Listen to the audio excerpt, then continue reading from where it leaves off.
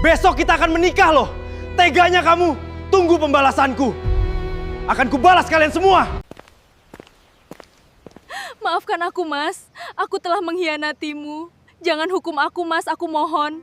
Aku mengaku salah.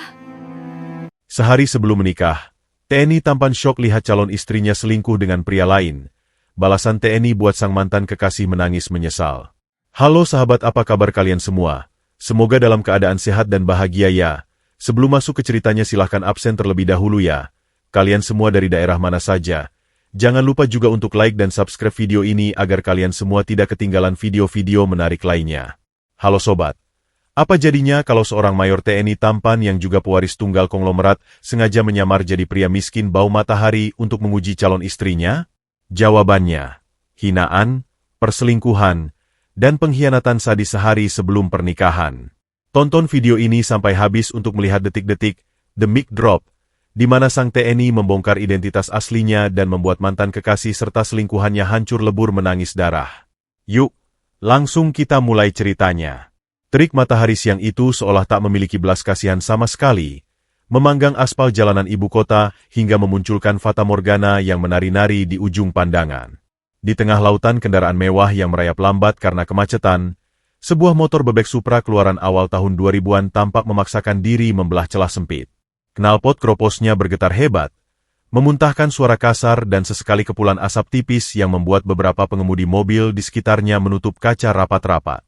Di atas sadel motor yang kulitnya sudah pecah-pecah itu, duduk seorang pria dengan postur tubuh tegap yang tak bisa disembunyikan oleh jaket parasut kusam berwarna hijau pudar yang ia kenakan. Keringat sebesar biji jagung meluncur dari balik helm half-face murahannya yang kacanya dipenuhi goresan buram, membasahi kerah bajunya yang sudah lepek. Pria itu adalah Arya Yuda. Bau asap knalpot, debu jalanan, dan keringat yang menguar dari tubuhnya menciptakan aura kemiskinan yang sempurna. Kulitnya terbakar matahari menjadi kecoklatan, dengan punggung tangan yang memperlihatkan urat-urat menonjol serta buku-buku jari yang kapalan luar biasa keras. Bagi siapapun yang melihatnya melintas, Arya hanyalah seorang pemuda kelas bawah, mungkin seorang kurir serabutan atau pekerja kasar yang sedang berjuang mencari sesuap nasi. Tidak akan ada satu manusia pun yang bisa menebak bahwa di balik penampilan gembel dan aroma matahari yang menyengat itu, mengalir darah seorang pewaris tunggal keluarga konglomerat multinasional. Dan yang lebih mengerikan lagi, tidak ada yang tahu bahwa pria berjaket lusuh ini adalah seorang mayor infanteri dari satuan elit Kopassus, seorang komandan tempur dengan lencana kehormatan yang dadanya penuh dengan pita jasa operasi rahasia. Tangan kasar Arya yang terbiasa menggenggam senapan serbu SS-2 dengan presisi mematikan, kini tengah memegang erat sebuah kantong plastik kresek berwarna hitam yang diletakkan hati-hati di atas paha. Di dalam plastik murahan itu, tersimpan sesuatu yang paling berharga bagi hidupnya saat ini, 100 lembar undangan pernikahan VIP yang baru saja selesai dicetak. Undangan itu terbuat dari kertas jasmin tebal beraroma mawar, dengan ukiran tinta emas murni yang mengukir indah dua buah nama, Arya Aurina. Sambil menunggu lampu merah yang terasa bagai keabadian, Arya mengusap dada kirinya, merasakan detak jantungnya yang berdegup dengan ritme yang tenang namun penuh kehangatan. Ia membatin dalam senyum tipisnya, membayangkan wajah cantik Rina yang pasti akan berbinar gembira melihat undangan yang telah ia bayar lunas dengan tabungan gajinya, yang ia kumpulkan susah payah, atau setidaknya, begitulah narasi yang ia bangun di depan wanita itu. Arya sengaja memilih jalan ini. Ia sengaja mengubur dalam-dalam identitasnya sebagai putra mahkota jaringan hotel mewah dan menyembunyikan pangkat kemiliterannya. Ia hanya mengaku sebagai seorang prajurit berpangkat rendah, seorang tamtama yang gajinya pas-pasan, yang bahkan harus meminjam motor tua pamannya hanya untuk berkeliling kota. Semua ini adalah ujian, sebuah benteng terakhir yang ia dirikan untuk menyaring ketulusan cinta. Di dunia yang penuh dengan manusia-manusia serakah yang hanya memuja harta dan kekuasaan, Arya ingin memastikan bahwa wanita yang akan menjadi ibu dari anak-anaknya kelak adalah wanita yang mencintai Arya karena jiwanya, bukan karena saldo rekening atau gemerlap bintang di pundaknya. Selama 3 tahun menjalin hubungan, Rina tampak menerima kesederhanaan itu, meski belakangan wanita cantik itu mulai sering mengeluh tentang gaya hidup teman-temannya yang jauh lebih mewah. Lampu hijau menyala, membuyarkan lamunan Arya.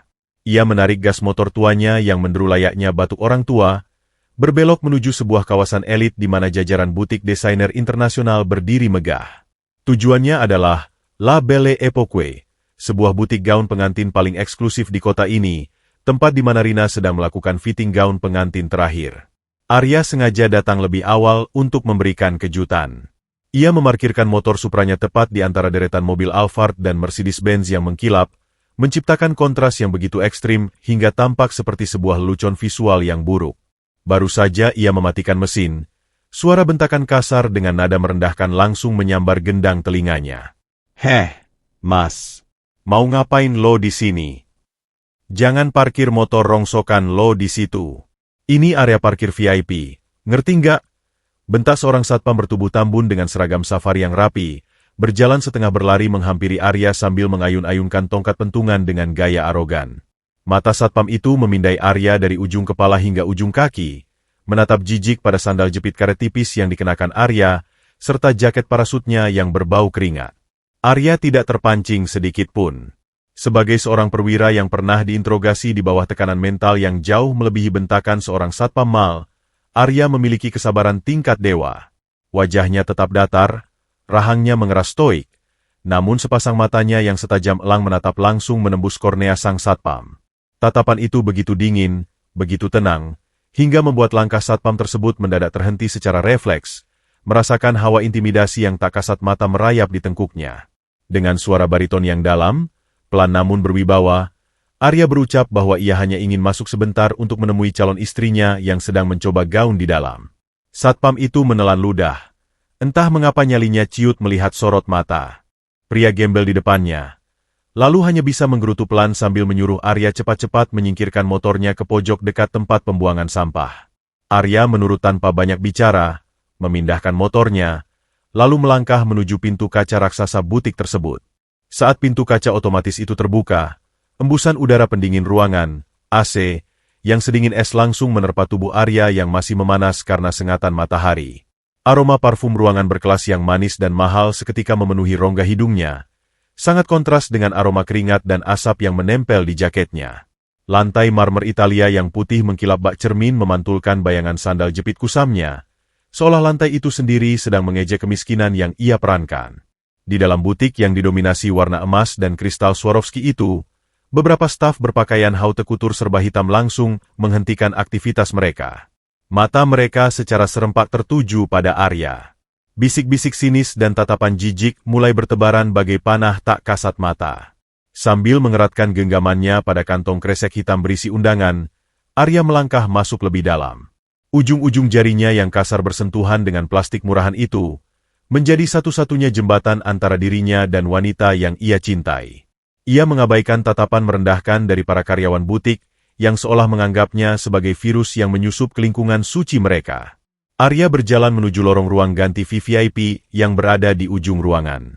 Jantungnya berdetak sedikit lebih cepat, bukan karena gugup, melainkan karena kerinduan dan antisipasi untuk melihat calon istrinya dalam balutan gaun putih yang indah. Namun, langkah tegapnya mendadak terhenti di jarak 5 meter dari tirai bludru merah ruang ganti tersebut. Indera pendengarannya yang terlatih secara militer untuk menangkap suara sekecil apapun di hutan belantara, kini menangkap sesuatu yang membuat darah di nadinya serasa membeku. Dari balik tirai tebal yang sedikit terbuka celahnya itu, sayup-sayup terdengar suara tawa manja seorang wanita. Itu suara Rina. Tawa yang sangat ia kenal. Tawa yang selama ini menjadi penawar lelahnya sehabis bertugas. Namun, tawa itu tidak sendirian. Tawa itu disusul oleh lenguhan rendah seorang pria, disusul oleh suara decakan basah yang tak asing lagi bagi telinga orang dewasa. Aroma parfum maskulin yang mahal, sangat menyengat dan asing, tiba-tiba menusuk hidung Arya, mengalahkan wangi ruangan butik. Aroma itu menguar dari balik tirai tempat calon istrinya berada. Tangan Arya yang kapalan perlahan terkepal erat, hingga buku-buku jarinya memutih pucat. Rahangnya mengatup sangat rapat hingga urat-urat di lehernya menonjol keluar. Udara sedingin es di dalam butik itu tiba-tiba terasa seperti mencekik paru-parunya. Sehari sebelum hari pernikahannya, bayangan kelam dari balik tirai bludru itu perlahan meruntuhkan seluruh dunia yang telah susah payah ia bangun dengan kesederhanaan dan cinta. Waktu seakan berhenti berdetak di dalam lorong butik megah itu. Udara dingin dari pendingin ruangan yang sebelumnya hanya menyentuh permukaan kulit, kini seolah menembus tajam masuk ke dalam tulang sumsum Arya Yuda.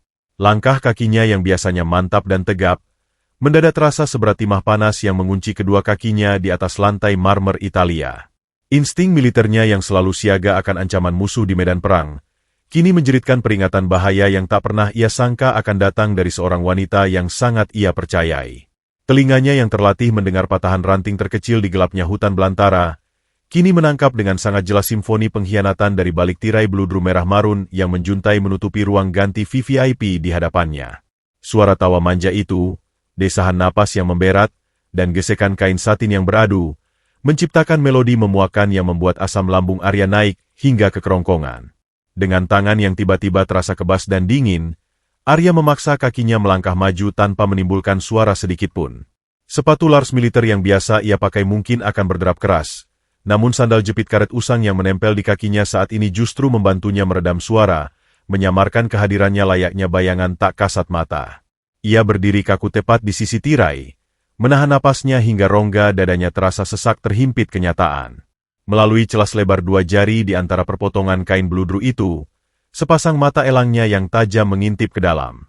Detik itu juga, pupil matanya mengecil kaget. Darah yang mengalir deras di sekujur tubuhnya seakan membeku seketika, berubah menjadi bongkahan es tajam yang menusuk-nusuk pembuluh darahnya dari dalam. Di dalam ruangan yang diterangi cahaya temaram lampu kristal keemasan itu, pemandangan yang tersaji benar-benar merobek kewarasannya. Rina, wanita yang besok pagi rencananya akan ia ikat dalam janji suci pernikahan, tampak setengah mengenakan gaun pengantin putih yang begitu anggun. Gaun yang Arya tahu persis harganya setara dengan gaji fiktifnya selama setahun penuh. Namun, bukan keindahan gaun itu yang membuat rahang Arya mengeras hingga berbunyi gemeretak tertahan. Di hadapan Rina, berdiri seorang pria asing bertubuh tegap dengan kulit bersih terawat, sangat kontras dengan kulit Arya yang legam kusam terbakar matahari. Pria itu mengenakan kemeja sutra mahal yang kancing atasnya dibiarkan terbuka, memamerkan kalung emas putih yang berkilau arogan. Tangannya yang dihiasi jam tangan Rolex emas tebal melingkar sangat posesif di pinggang ramping Rina, menarik tubuh wanita itu merapat tanpa ada sela jarak tersisa. Arya menelan ludah yang terasa bagai pecahan beling saat melihat tangan lentik Rina, tangan yang selalu ia genggam dengan penuh kelembutan dan rasa hormat, kini dengan begitu liarnya membelai rahang pria asing itu. Rina menatap pria itu dengan sorot mata memuja, sorot mata penuh gairah memabukkan yang bahkan tidak pernah sekalipun ia berikan kepada Arya selama 3 tahun mereka menjalin asmara. Mereka berdua tertawa bersama. Sebuah tawa menjijikan yang terdengar seperti ribuan paku berkarat yang sengaja digoreskan ke gendang telinga Arya. Plastik kresek hitam berisi undangan pernikahan di tangan kanan Arya semakin termas kuat hingga urat-urat tangannya menonjol, menimbulkan bunyi gemerisik pelan yang untungnya teredam oleh alunan musik klasik dari pengeras suara butik. "Kamu ini nakal banget sih, Mas Doni, masa kesini jam segini? Nanti kalau si gembel itu tiba-tiba datang gimana?" Ucap Rina dengan nada manja yang dibuat-buat, bibirnya melengkung membentuk senyum meremehkan yang membuat ulu hati Arya serasa ditikam belati beracun secara bertubi-tubi. Pria bernama Doni itu hanya mendengus congkak, mengelus rambut Rina sambil membalas dengan nada yang begitu merendahkan, menyatakan bahwa prajurit rendahan bau matahari seperti calon suami Rina itu pasti masih sibuk menambal ban motor rongsokannya di pinggir jalan yang panas, jadi tidak mungkin bisa sampai di butik mewah ini secepat itu. Doni bahkan menambahkan dengan suara tawa mengejek, betapa muaknya ia melihat Rina harus terus berpura-pura setia dengan pria miskin dekil yang gaji bulanannya saja tidak akan pernah cukup untuk membelikan parfum mewah yang sedang ia pakai saat ini. Bukannya marah karena calon suaminya dihina serendah itu, Rina justru tertawa lepas menyetujuinya. Tawa yang mengalun merdu namun terdengar bagai lolongan iblis paling kejam di telinga Arya. Sambil menyandarkan kepalanya di dada Doni, Rina mulai memuntahkan kata-kata berbisa yang menguliti habis sisa-sisa harga diri yang mungkin masih Arya pertahankan. Wanita berparas cantik itu dengan entengnya bercerita betapa ia sangat tersiksa selama 3 tahun ini, harus selalu menahan napas menahan mual setiap kali membonceng motor Supra butut Arya yang joknya keras dan knalpotnya selalu menyemburkan asap hitam bau oli. Rina mengeluh bahwa kulit cantiknya sampai kusam karena sering diajak makan di warung tenda pinggir jalan yang berdebu, memakan pecel lele murah alih-alih menikmati jamuan fine dining di restoran bintang 5 seperti yang selalu Doni berikan padanya setiap akhir pekan. "Aku tuh cuma kasihan aja sama dia, Mas," lanjut Rina tanpa sedikit pun rasa bersalah. Jari-jarinya asyik memainkan kerah kemeja mahal Doni. Rina mengaku bahwa awalnya ia bertahan hanya karena berharap Arya bisa cepat naik pangkat dan mendapat posisi basah yang bergelimang harta, tapi melihat Arya yang hanya mentok sebagai prajurit kroco tanpa masa depan yang cerah, ia merasa membuang-buang masa mudanya dengan percuma. Ia menegaskan bahwa cintanya sepenuhnya hanya untuk Doni, Pria mapan sejati yang bisa memberikannya jaminan masa depan, rumah mewah berfasilitas lengkap, dan mobil Eropa, bukan sekadar janji manis dari seorang tentara kere yang tangan kasarnya selalu membuatnya risih dan jijik saat bersentuhan. Pernikahan besok, menurut Rina, hanyalah formalitas semata karena undangan sudah terlanjur disebar oleh pihak keluarga, dan ia berjanji akan segera mencari alasan untuk menggugat cerai Arya beberapa bulan setelahnya agar bisa hidup bebas bergelimang harta bersama Doni. Mendengar setiap bait kalimat kotor dan manipulatif yang keluar dari bibir merah merona calon istrinya, dunia Arya runtuh dan hancur lebur seketika. Langit-langit butik seolah runtuh menimpa bahu tegapnya dengan beban bertonton. Otot-otot di sekujur tubuhnya menegang hebat layaknya kawat baja yang ditarik secara paksa hingga batas maksimal. Keringat dingin mulai merembes dari pori-porinya, bercampur dengan peluh panas sisa perjalanannya tadi. Ini bukan lagi sekadar patah hati biasa layaknya remaja putus cinta. Ini adalah pengkhianatan paling hina, penghinaan mutlak yang menginjak-injak harga dirinya sebagai seorang pria sejati, dan pelecehan telak terhadap kehormatannya sebagai seorang abdi negara. Ia menatap nanar plastik kresek hitam di genggamannya. 100 lembar undangan dengan ukiran tinta emas murni di dalamnya itu kini terasa tak lebih dari sekadar tumpukan sampah ilusi yang menyedihkan. Kesabaran tingkat dewa yang selalu ia banggakan, pertahanan mental luar biasa yang tak pernah jebol oleh siksaan fisik musuh di medan operasi paling kejam sekalipun, perlahan mulai retak oleh racun pengkhianatan dari wanita yang paling ia cintai. Napas Arya yang semula memburu tak beraturan, kini perlahan berubah menjadi tarikan yang sangat lambat, panjang, dan teratur. Ia mulai mempraktikkan teknik pernapasan tempur rahasia untuk menekan ledakan emosi dan mengendalikan lonjakan adrenalin di nadinya. Matanya yang tadi memancarkan keterkejutan dan luka batin yang menganga lebar, kini perlahan meredup, berubah wujud menjadi tatapan kosong yang membekukan, sangat dingin, dan amat mematikan. Ia tidak akan menitikkan air mata. Air matanya terlalu mahal dan suci untuk ditumpahkan demi seorang wanita materialistis berhati busuk di dalam sana. Arya Yuda, sang mayor Kopassus yang sengaja menyamar dalam keburukan rupa dan kemiskinan harta, telah selesai bermain petak umpet dengan perasaannya. Tangan kirinya yang kasar dan berurat perlahan terangkat, jari telunjuk dan ibu jarinya mencengkeram erat tepi tirai bludru merah tersebut. Sang monster yang tertidur kini telah bangun, dan ia siap menghancurkan panggung sandiwara menjijikan ini sekarang juga. Sraaat, bunyi nyaring dari cincin kuningan penyangga tirai yang bergesekan kasar dengan tiang besi menggema memecah alunan musik klasik di dalam butik megah itu. Arya menyentak tirai bludru merah marun tersebut dengan satu tarikan bertenaga, merobek tabir kepalsuan yang menyembunyikan dua pengkhianat di baliknya. Pemandangan intim yang tadinya tersembunyi kini terpampang nyata di bawah benderang sorot lampu kristal. Rina tersentak kaget, napasnya seolah terputus di tenggorokan, sementara pria selingkuhannya refleks menarik tangannya dari pinggang wanita itu. Keheningan yang mencekik dan mematikan seketika menyelimuti ruang ganti VVIP tersebut. Udara sedingin es dari pendingin ruangan seolah membeku berlapis-lapis, menciptakan ketegangan yang begitu pekat hingga rasanya bisa dipotong dengan pisau belati. Mata elang Arya yang biasanya memancarkan kehangatan cinta tanpa syarat, kini menjelma menjadi tatapan sedingin gletser abadi, menembus tajam langsung ke dasar jiwa sang calon istri. Benturan dua dunia yang sangat kontras terjadi di petak ruangan berlantai marmer Italia tersebut. Aroma wangi dari parfum Bacarat dan Dior yang menyengat dari tubuh Rina dan Doni berbenturan keras dengan aroma keringat, debu jalanan, serta asap knalpot yang menempel pada jaket parasut kusam Arya. Arya berdiri mematung layaknya patung perunggu, mengunci rahangnya kuat-kuat hingga otot-otot di lehernya menonjol keluar. Insting tempurnya menjerit, adrenalin memompa darahnya dengan kecepatan gila, namun disiplin militernya yang ditempa di neraka pelatihan Kopassus memaksanya untuk tetap berdiri tegak tanpa meledak. Ia menatap gaun pengantin sutra putih bertahtakan mutiara yang membalut tubuh Rina, gaun suci yang kini terasa sangat kotor karena baru saja disentuh oleh tangan pria lain, tepat 1 hari sebelum mereka seharusnya mengucap janji suci di hadapan Tuhan. Setelah keterkejutan sesaat yang memalukan, kepanikan di wajah cantik Rina dengan cepat menyublim menjadi raut kekesalan yang pongah. Ia sama sekali tidak menunjukkan raut penyesalan layaknya seorang wanita yang tertangkap basah mengkhianati pasangannya.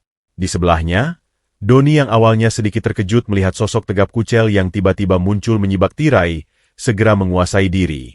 Pria flamboyan itu tersenyum miring, merapikan kerah kemeja sutranya dengan gaya arogan, sengaja memamerkan kilau jam tangan Rolex emas tebal yang melingkar di pergelangan tangannya.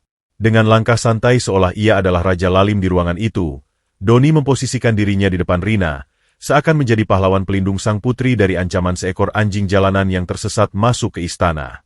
Mata Doni memindai postur Arya dari ujung rambut yang sedikit berantakan hingga turun ke sandal jepit karet kusamnya dengan tatapan jijik yang sama sekali tak ditutup-tutupi. Ia mendengus kasar, seolah udara di sekitarnya mendadak tercemar polusi kasta rendahan. Sambil melipat lengannya di dada, Doni mengangkat dagunya tinggi-tinggi. Prajurit rendahan bau matahari kayak lo mana bisa bahagiain Rina? Gaji lo sebulan cuma cukup buat beli parfum gue, pecundang. Ejek Doni dengan suara bariton lantang yang sengaja dikeraskan agar menggema ke seluruh penjuru butik, memastikan para karyawan di luar sana ikut mendengar betapa hinanya pria berjaket parasut di depannya ini. Tawa merendahkan meluncur dari bibir Doni, menelanjangi kesederhanaan buatan yang selama ini Arya kenakan sebagai tameng. Mendengar hinaan yang menginjak-injak harga diri kesatuannya, buku-buku jari Arya memutih pucat saat tangannya yang kasar dan kapalan terkepal erat di sisi tubuhnya. Ia bisa saja mematahkan leher pria flamboyan berbibir lemes di depannya ini hanya dalam waktu kurang dari 3 detik, sebuah kemampuan mematikan yang sudah mendarah daging dalam dirinya. Namun Arya memilih untuk menelannya mentah-mentah. Tidak ada satu tetes air mata pun yang jatuh dari pelupuk mata sang mayor. Tangisannya terlalu mahal. Terlalu suci untuk ditumpahkan demi panggung sandiwara murahan yang dimainkan oleh dua manusia berhati busuk di depannya. Ia menahan napas, membiarkan rasa sakit dari pengkhianatan itu meresap menjadi energi dingin yang mematikan rasa kemanusiaannya terhadap Rina. Alih-alih merasa malu, tertunduk, atau membela pria yang menemaninya dari nol, Rina justru melangkah maju dari balik punggung Doni. Bibir berlapis lipstik merah menyala itu melengkung membentuk senyuman sinis yang kejam. Dengan nada suara yang dingin dan menusuk tulang, Rina menuding tepat ke wajah Arya. Mau ngapain kamu kesini bikin malu? Lihat tuh pakaian kamu, bau keringat, dekil. Cuma bikin kotor butik langganan Mas Doni aja. Bentaknya tanpa perasaan.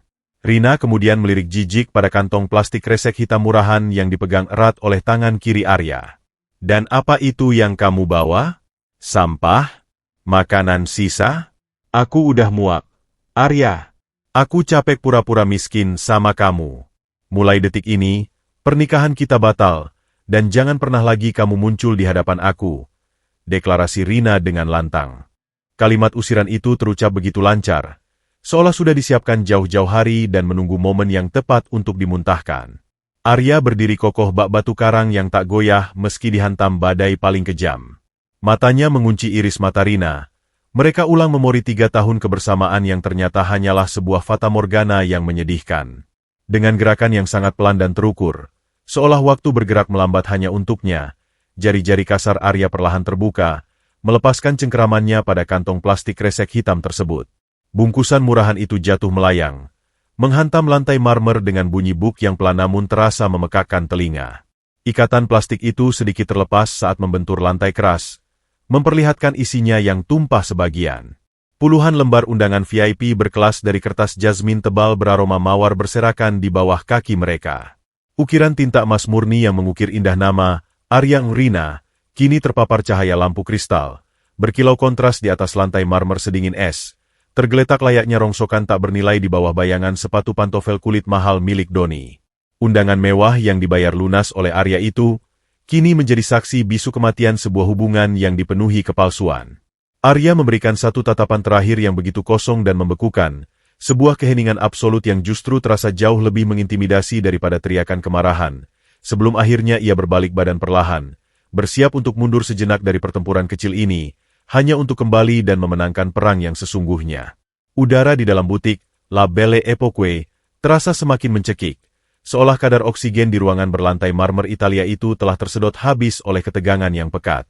Tumpukan undangan pernikahan berdesain mewah yang baru saja terlepas dari genggaman Arya kini berserakan tak berdaya di atas lantai, memantulkan kilau tinta emas murni di bawah temaram lampu kristal. Ukiran nama, Arya Rina, yang seharusnya menjadi simbol penyatuan dua jiwa, kini tak lebih dari sekadar ironi menyedihkan yang ditertawakan oleh takdir. Alih-alih merasa bersalah atau setidaknya menundukkan pandangan karena tertangkap basah berselingkuh sehari sebelum hari sakralnya, Rina justru memajukan langkah kakinya yang dibalut sepatu hak tinggi keluaran desainer ternama. Dengan sengaja dan penuh kesadaran, ujung sepatu runcing itu menginjak tumpukan undangan tersebut, merobek kertas jasmin beraroma mawar yang telah dibayar lunas menggunakan darah dan keringat penyamaran Arya. Suara koyakan kertas itu terdengar pelan, namun efek kerusakannya merambat langsung, memutus urat nadi terakhir dari sisa-sisa cinta di dada sang mayor. Setelah menginjak undangan itu dengan penuh kebencian, sorot mata Rina yang dilapisi maskara tebal tiba-tiba tertuju pada jari manis tangan kirinya. Di sana, melingkar sebuah cincin dengan desain klasik yang terlihat kusam. Cincin itu adalah saksi bisu hari pertunangan mereka setahun yang lalu.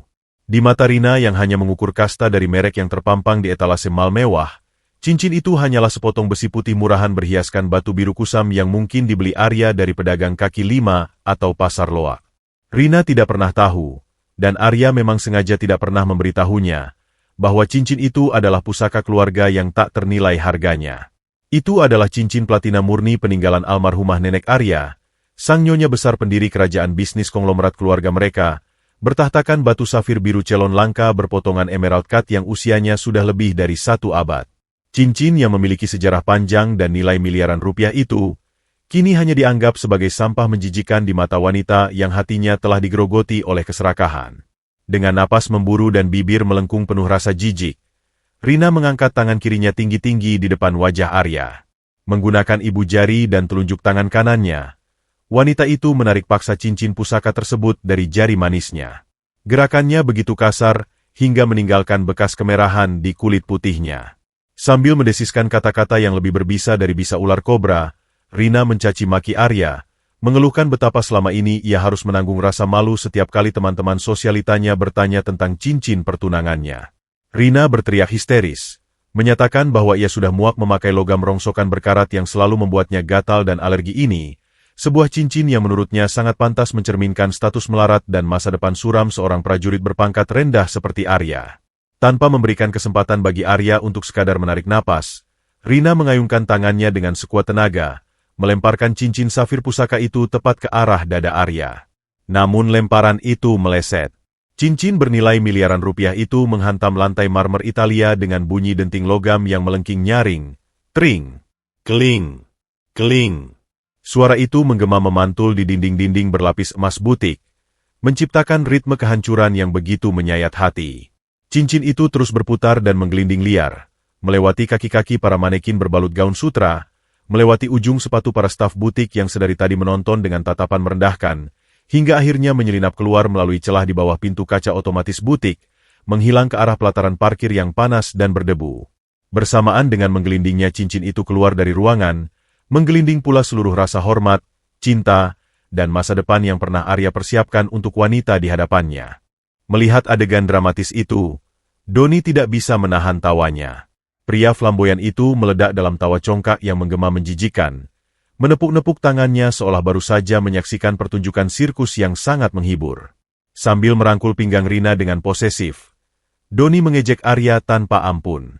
Ia melontarkan kalimat sarkasme andalannya, menyuruh Arya untuk segera merangkak keluar dan memungut kembali cincin murahan hadiah dari snack anak-anak itu sebelum dilindas oleh ban mobil Eropa miliknya.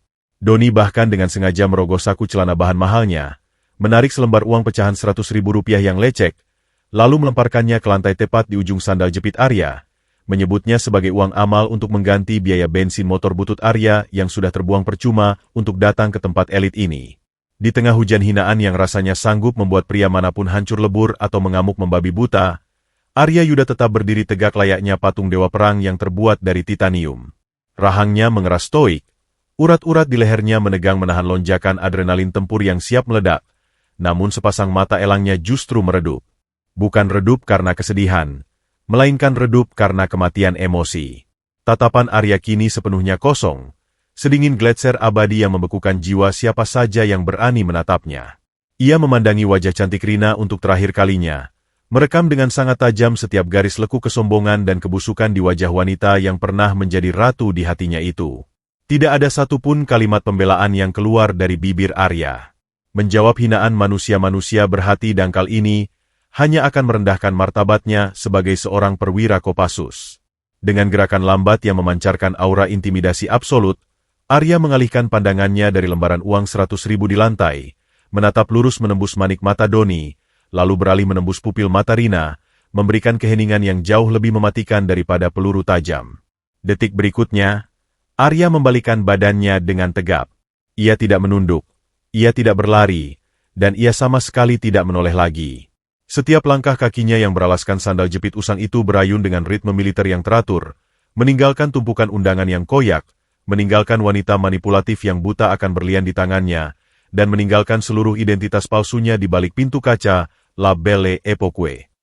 Udara panas ibu kota langsung menyengat kulitnya saat pintu otomatis terbuka. Namun di dalam dada Arya, sebuah rencana pembalasan dendam yang sangat dingin, brutal secara mental, dan tak termaafkan baru saja mulai diarsiteki. Hawa panas khas ibu kota yang terasa seperti hembusan napas naga langsung menyergap tubuh Arya Yuda begitu pintu kaca otomatis, La Belle Époque, tertutup rapat di belakang punggungnya. Perbedaan suhu yang ekstrim antara udara sedingin es di dalam butik mewah itu dengan terik matahari yang memanggang aspal pelataran parkir, seolah menjadi metafora sempurna bagi perubahan drastis yang baru saja terjadi dalam hidupnya.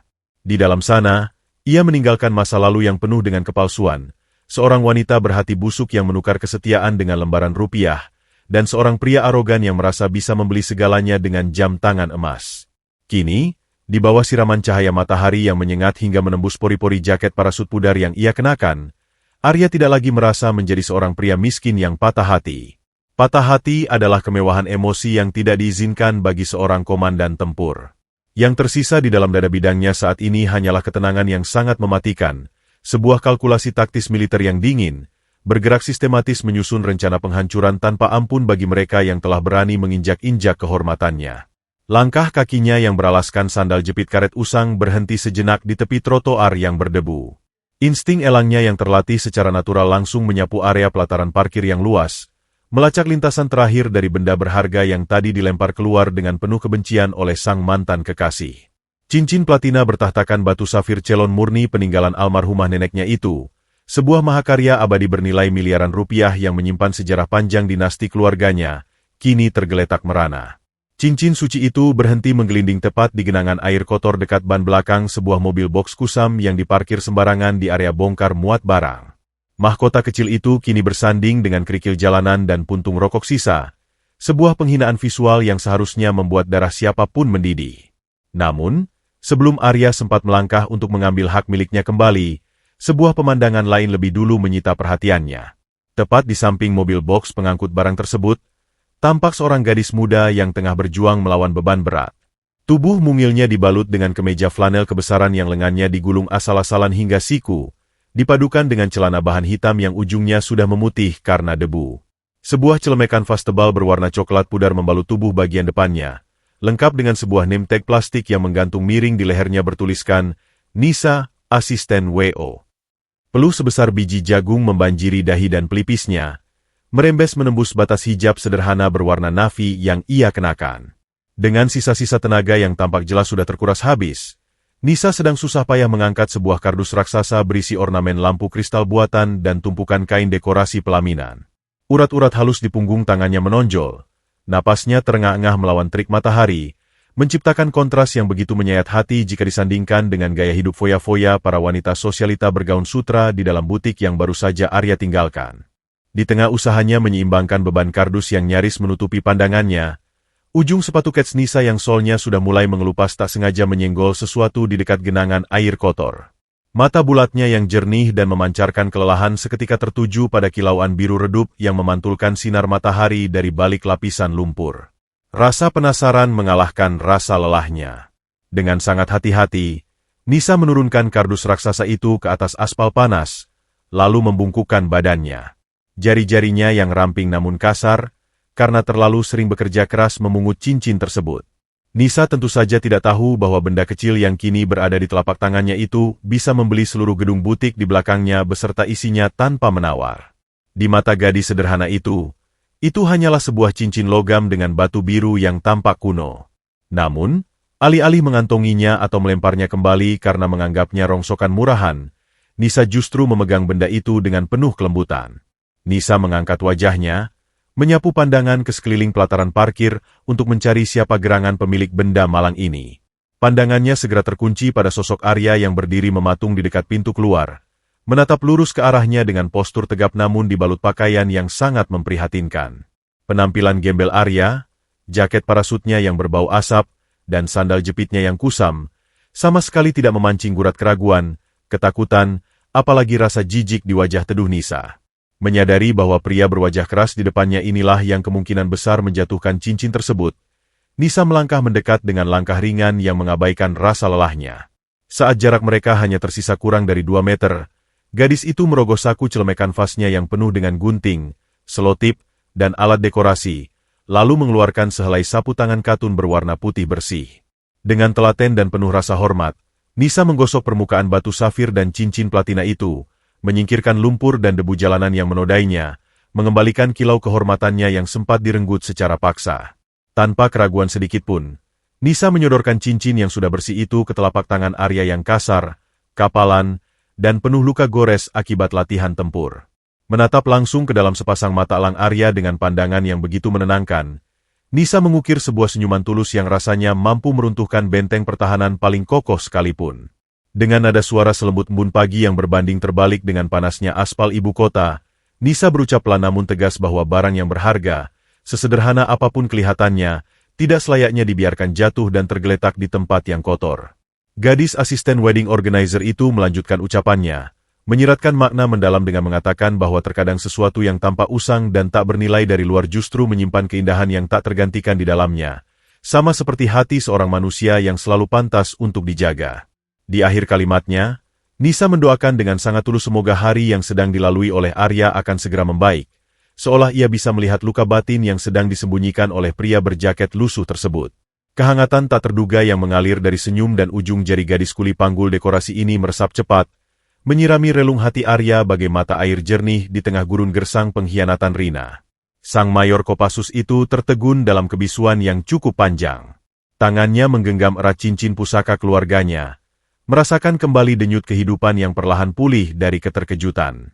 Arya membalas senyuman tulus itu dengan anggukan kepala yang kaku ala militer, namun memancarkan rasa terima kasih yang tak terhingga kedalamannya. Tanpa mengucapkan sepatah kata pun, ia memperhatikan Nisa yang kembali berbalik badan, berlari kecil menuju tumpukan kardusnya untuk melanjutkan pekerjaannya yang melelahkan. Di titik inilah, kepingan takdir akhirnya terpasang sempurna. Arya melangkah menuju motor bebek Supranya dengan ritme yang ringan namun luar biasa mematikan. Roda gigi peperangan telah diputar. Sang komandan kini tahu dengan sangat pasti, siapa yang harus ia hancurkan tanpa ampun, dan siapa yang layak ia angkat derajatnya ke tempat tertinggi di dunia. Deru mesin parau dari motor bebek Supra tua yang ditumpangi Arya Yuda membelah padatnya jalanan ibu kota di bawah langit senja yang mulai menguning kemerahan. Angin sore yang bercampur dengan debu kering dan polusi knalpot menerpa wajahnya yang keras, namun sama sekali tidak mampu mengusik ketenangan absolut yang kini bersemayam di dalam rongga dadanya. Setiap putaran roda motor berjeruji karatan itu seolah menggilas habis sisa-sisa kenangan manis palsu yang pernah ia bangun dengan susah payah bersama Rina. Jika beberapa jam yang lalu ia mengendarai kendaraan rongsokan ini dengan dada berdebar penuh harapan, menebak-nebak senyum bahagia calon istrinya, kini ia mengendarainya dengan pikiran sedingin baja murni. Ia tengah memformulasikan setiap langkah taktis layaknya seorang komandan yang sedang berada di tengah operasi penyergapan musuh di medan perang paling mematikan. Tidak ada lagi sisa-sisa pria lusuh miskin yang hatinya hancur berkeping-keping karena penghinaan. Sandiwara melelahkan yang ia mainkan selama 3 tahun terakhir ini telah mencapai tirai penutupnya yang paling brutal, dan kini tiba saatnya bagi sang sutradara utama untuk mengambil alih panggung dan merombak total akhir ceritanya. Roda motor usang itu akhirnya berbelok tajam memasuki sebuah kawasan militer dengan pengamanan tingkat tinggi, markas besar komando pasukan elit Angkatan Darat tempat di mana nama Arya dihormati layaknya sebuah mitos hidup yang bernapas. Di pintu gerbang utama benteng pertahanan itu, berdiri barisan prajurit bersenjata laras panjang dengan tatapan waspada yang siap melumpuhkan ancaman apapun. Kedatangan sebuah motor butut yang dikendarai oleh pria berjaket parasut kusam berbau keringat seharusnya segera dihentikan, dicurigai, dan diinterogasi dengan sangat keras. Namun, sebuah pemandangan luar biasa yang melawan logika justru terjadi.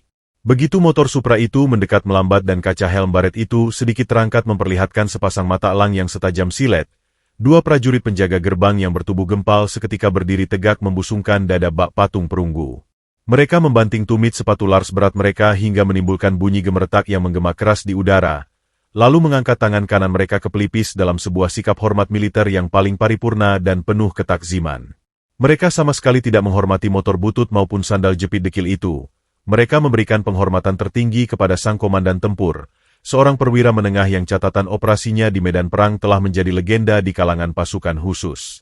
Arya membalas hormat kaku tersebut dengan anggukan rahang yang berwibawa, memacu motornya perlahan melintasi aspal mulus di dalam markas, hingga berhenti tepat di depan sebuah bangunan paviliun khusus perwira yang dijaga sangat ketat oleh kamera pengawas dan pos penjagaan berlapis.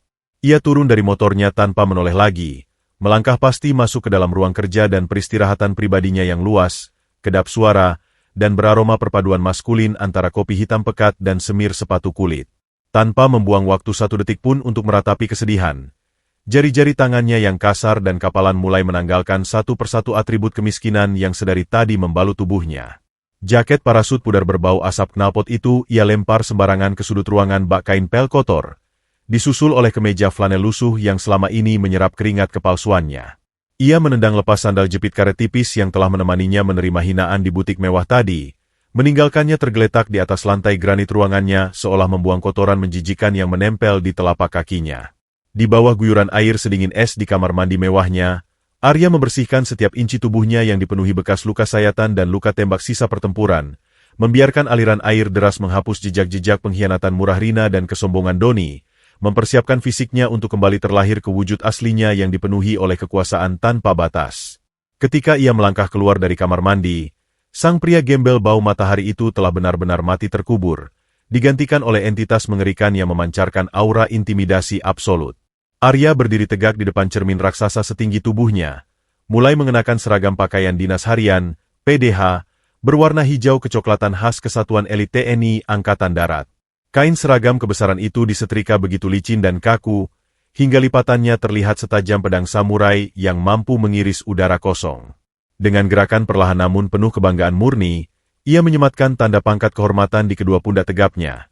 Sebuah bunga melati emas bersudut 5 yang berkilau garang di bawah pendaran cahaya lampu ruangan, menegaskan identitas aslinya sebagai seorang mayor infanteri yang memegang kendali atas ratusan nyawa mesin pembunuh di medan operasi. Dadanya yang bidang nan kokoh kini dihiasi oleh rentetan pita brevet baret merah, sayap terjun bebas militer, dan deretan medali kehormatan. Tanda jasa dari negara yang ia tebus dengan darah dan nyawa, bukan dengan uang hasil korupsi tender seperti jam tangan palsu milik Doni. Posturnya berdiri lurus tak tergoyahkan, rahangnya mengunci dengan sangat tegas, dan sorot matanya yang memantul di cermin kini menjelma menjadi tatapan seekor pemangsa puncak yang baru saja terbangun dari tidur panjangnya, siap untuk mengoyak-ngoyak mangsanya tanpa menyisakan sedikit pun belas kasihan.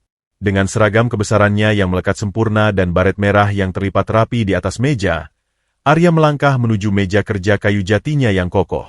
Ia meraih gagang telepon hitam yang terhubung langsung dengan sambungan komunikasi terenkripsi tingkat tinggi. Ia menekan beberapa digit angka dengan cepat, menghubungi tangan kanan kepercayaannya sekaligus kepala ajudan militer pribadinya, Kapten Bayu. Ketika suara tegas dari seberang sana menyapa dengan sebutan komandan, suara bariton Arya meluncur dengan nada yang sangat rendah, berat, dan membekukan aliran darah. Dengan otoritas mutlak, ia memerintahkan Kapten Bayu untuk segera mengerahkan tim intelijen internal bayangan guna menyapu bersih seluruh latar belakang pria bernama Doni, menguliti setiap detail posisinya sebagai manajer cabang, menelusuri sumber kekayaan arogannya, hingga membongkar setiap celah manipulasi pajak di perusahaan properti tempat pria bajingan itu bekerja. Namun, perburuan ini tidak berhenti hanya di ranah militer. Arya beralih mengambil ponsel pintar pribadinya, menelepon sekretaris eksekutif di perusahaan konglomerasi raksasa milik keluarganya. Dengan nada yang sama dinginnya, ia menginstruksikan jaringan bisnisnya untuk memblokir secara halus semua akses relasi bisnis yang mungkin terhubung dengan keluarga Rina, dan secara khusus memerintahkan mereka untuk melacak di mana tepatnya Doni dan Rina berencana memindahkan lokasi pesta pernikahan dadakan mereka setelah membatalkan sepihak hari ini. Arya bersumpah dalam diamnya, memastikan bahwa di gedung semewah apapun mereka merayakan pengkhianatan hina itu, ia akan datang bukan sebagai mantan kekasih yang menangis meminta belas kasihan, melainkan sebagai sang malaikat pencabut nyawa bagi masa depan, harga diri, dan seluruh eksistensi sosial mereka. Pembalasan dendam yang sangat elegan nan menghancurkan ini tidak lagi sekadar wacana di dalam kepala. Sang jenderal lapangan telah meniupkan trompet peperangannya dengan sangat nyaring. 3 hari berlalu sejak insiden penghinaan luar biasa di butik gaun pengantin itu. 3 hari yang bagi Rina mungkin dipenuhi dengan euforia kebebasan palsu, namun bagi Arya Yuda, waktu tersebut adalah masa tenang sebelum badai paling mematikan menghantam daratan. Sore itu, Matahari mengintip dari balik awan kelabu ibu kota, menyorotkan cahaya keemasannya menembus pilar-pilar kaca raksasa The Grand Yuda Palladium, sebuah hotel bintang 6 paling bergengsi di pusat bisnis metropolitan. Hotel ini bukanlah sekadar bangunan megah tempat para konglomerat menghabiskan uang mereka. Ini adalah mahkota permata dari kerajaan bisnis keluarga Yuda, dan Arya adalah pewaris tunggal dari seluruh pilar berlapis emas murni yang menyangganya. Namun, tidak ada satupun dari ratusan staf yang berlalu lalang di sana mengenali wajah sang pangeran mahkota. Dan hari ini, Sang Mayor Kopassus memutuskan untuk turun langsung meninjau medan pertempuran yang akan ia jadikan sebagai panggung eksekusi balas dendamnya. Untuk menjaga kerahasiaan operasi senyapnya, Arya kembali membalut dirinya dalam kamuflase kemiskinan yang sempurna. Ia meninggalkan seragam kebesaran dan pangkat bunga melati di baraknya, menggantinya dengan sebuah kaos polo pudar berwarna abu-abu yang kerahnya sudah melar dan kehilangan bentuk aslinya. Celana jeans yang ia kenakan memiliki sobekan alami di bagian lutut akibat terlalu sering dicuci, sementara sepasang sepatu kets kanvas butut yang solnya sudah menipis menjadi alas kakinya hari ini. Aroma parfum maskulin yang mahal ia gantikan dengan bau sabun mandi batangan murahan, menciptakan kontras yang sangat ekstrim ketika ia melangkahkan kakinya melewati pintu putar kaca hotel yang dijaga oleh petugas doorman berseragam Tailor Made. Udara sejuk dari sistem pendingin sentral yang membawa aroma lavender dan white tea langsung menyergap penciumannya, berbenturan keras dengan penampilannya yang menyerupai kuli bangunan yang tersesat masuk ke dalam istana para raja. Beberapa pasang mata petugas keamanan langsung menatap tajam ke arah Arya, mengawasi setiap inci gerak-geriknya dengan kecurigaan tingkat tinggi. Namun, ada sesuatu dalam diri pria berpenampilan gembel itu yang membuat para satpam terlatih itu mengurungkan niat untuk mengusirnya. Postur tubuh Arya tegak sempurna layaknya baja yang ditempa di neraka, dan cara berjalannya sama sekali tidak memancarkan kecanggungan orang miskin yang terintimidasi oleh kemewahan. Langkah kakinya begitu ringan, senyap, namun memancarkan otoritas absolut bagai seekor singa jantan yang tengah menginspeksi teritori kekuasaannya sendiri. Arya berjalan menyusuri selasar marmer Italia yang memantulkan bayangannya, mengamati detail ornamen, mengecek kesigapan para pelayan, hingga akhirnya langkah tegapnya mendadak terhenti saat pendengaran militernya menangkap sebuah frekuensi suara yang sangat ia kenal. Suara melengking nan arogan yang langsung memicu aliran adrenalin dingin di nadinya.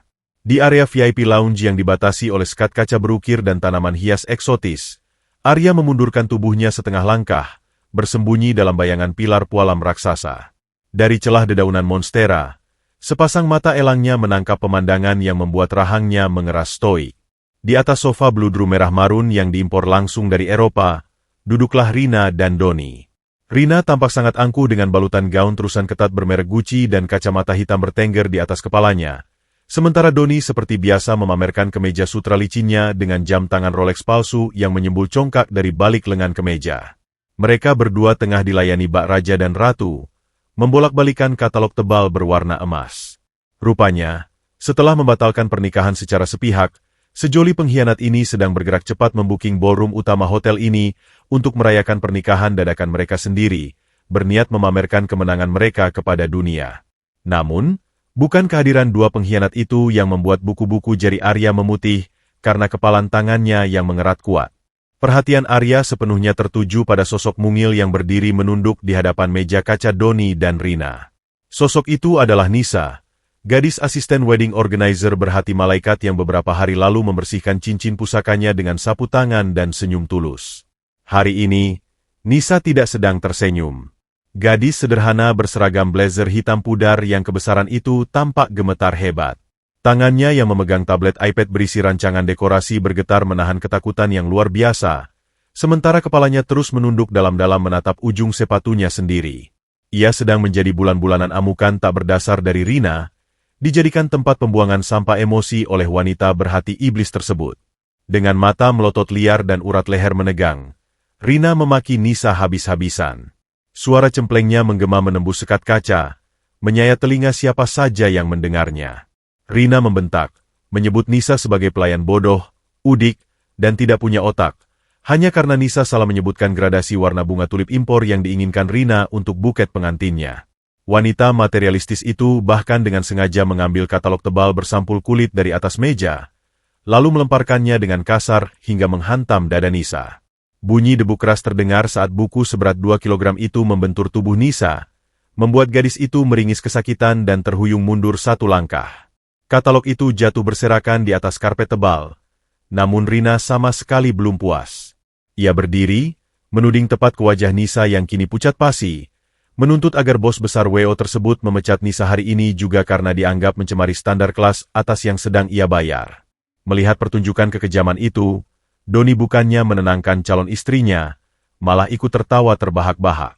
Pria flamboyan itu menyandarkan punggungnya ke sofa, melipat tangannya di dada, lalu melontarkan hinaan tajamnya. Dengan nada bariton yang dipenuhi sarkasme murahan, Doni menyuruh Nisa untuk segera berlutut memungut buku itu, menambahkan bahwa gadis gembel berwajah kusam seperti Nisa memang sudah takdirnya hanya menjadi keset kaki bagi orang-orang kaya raya seperti dirinya. Doni sesumbar bahwa uang muka yang baru saja ia transfer untuk menyewa ballroom ini nilainya setara dengan 1000 tahun gaji Nisa, sehingga nyawa dan martabat Nisa di ruangan ini sudah ia beli lunas. Nisa yang tak kuasa menahan tangis, perlahan menurunkan tubuhnya, berjongkok dengan lutut gemetar di atas karpet. Demi memungut katalog yang berserakan, membiarkan air mata keputusasaan menetes dalam diam dari balik hijabnya. Di balik pilar pualam, kesabaran tingkat dewa milik Arya Yuda akhirnya mencapai titik didih. Menonton dirinya sendiri dihina mungkin bisa ia terima sebagai bagian dari penyamarannya. Namun menyaksikan satu-satunya jiwa tulus yang pernah menolongnya kini diinjak-injak oleh dua manusia berhati iblis di wilayah kekuasaannya sendiri, adalah sebuah pelanggaran hukum alam yang tidak bisa ia toleransi sedetik pun. Asam lambung Arya naik, bukan karena takut, melainkan karena muak yang teramat sangat. Detak jantungnya yang biasa tenang kini memompa darah panas ke seluruh otot tempurnya. Kematian emosinya berubah wujud menjadi murka yang membekukan. Dengan rahang yang mengatup rapat hingga mengeluarkan bunyi gemertak tertahan, Arya melangkahkan sepatu kets bututnya keluar dari bayangan pilar. Ia berjalan tegap, membelah jarak, menyeret aura kematian sang komandan perang langsung menuju pusat VIP lounge, bersiap untuk mencabik-cabik kesombongan para pengkhianat itu tepat di titik nadir mereka. Langkah sepatu kets kanvas butut bersol tipis itu memang tak menghasilkan gema sedikitpun saat memijak karpet tebal VIP lounge, namun aura mematikan yang diseret oleh tubuh tegap Arya Yuda seolah menyedot habis seluruh oksigen di dalam ruangan tersebut. Dengan rahang yang mengeras sebagai pahatan baja murni dan sepasang mata elang yang memancarkan sorot kematian sedingin gletser, sang mayor melangkah keluar dari bayangan pilar pualam, membelah jarak menuju epicentrum kekejaman.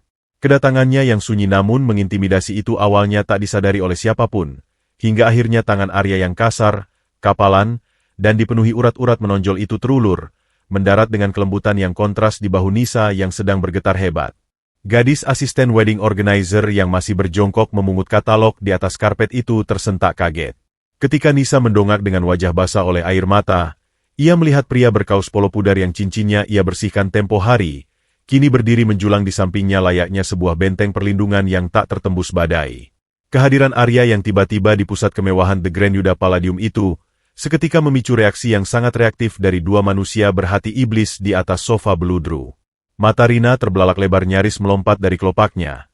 Raut wajahnya yang berhias riasan mahal mendadak pias sebelum akhirnya berubah menjadi kerutan jijik yang luar biasa. Wanita itu refleks menutup hidungnya dengan punggung tangan yang dihiasi gelang berlian, seolah udara di sekitarnya baru saja dicemari oleh gas beracun. Dengan suara cempleng yang melengking merobek alunan musik klasik di lounge tersebut, Rina berteriak histeris, menuduh Arya sebagai penguntit gila yang tidak tahu malu.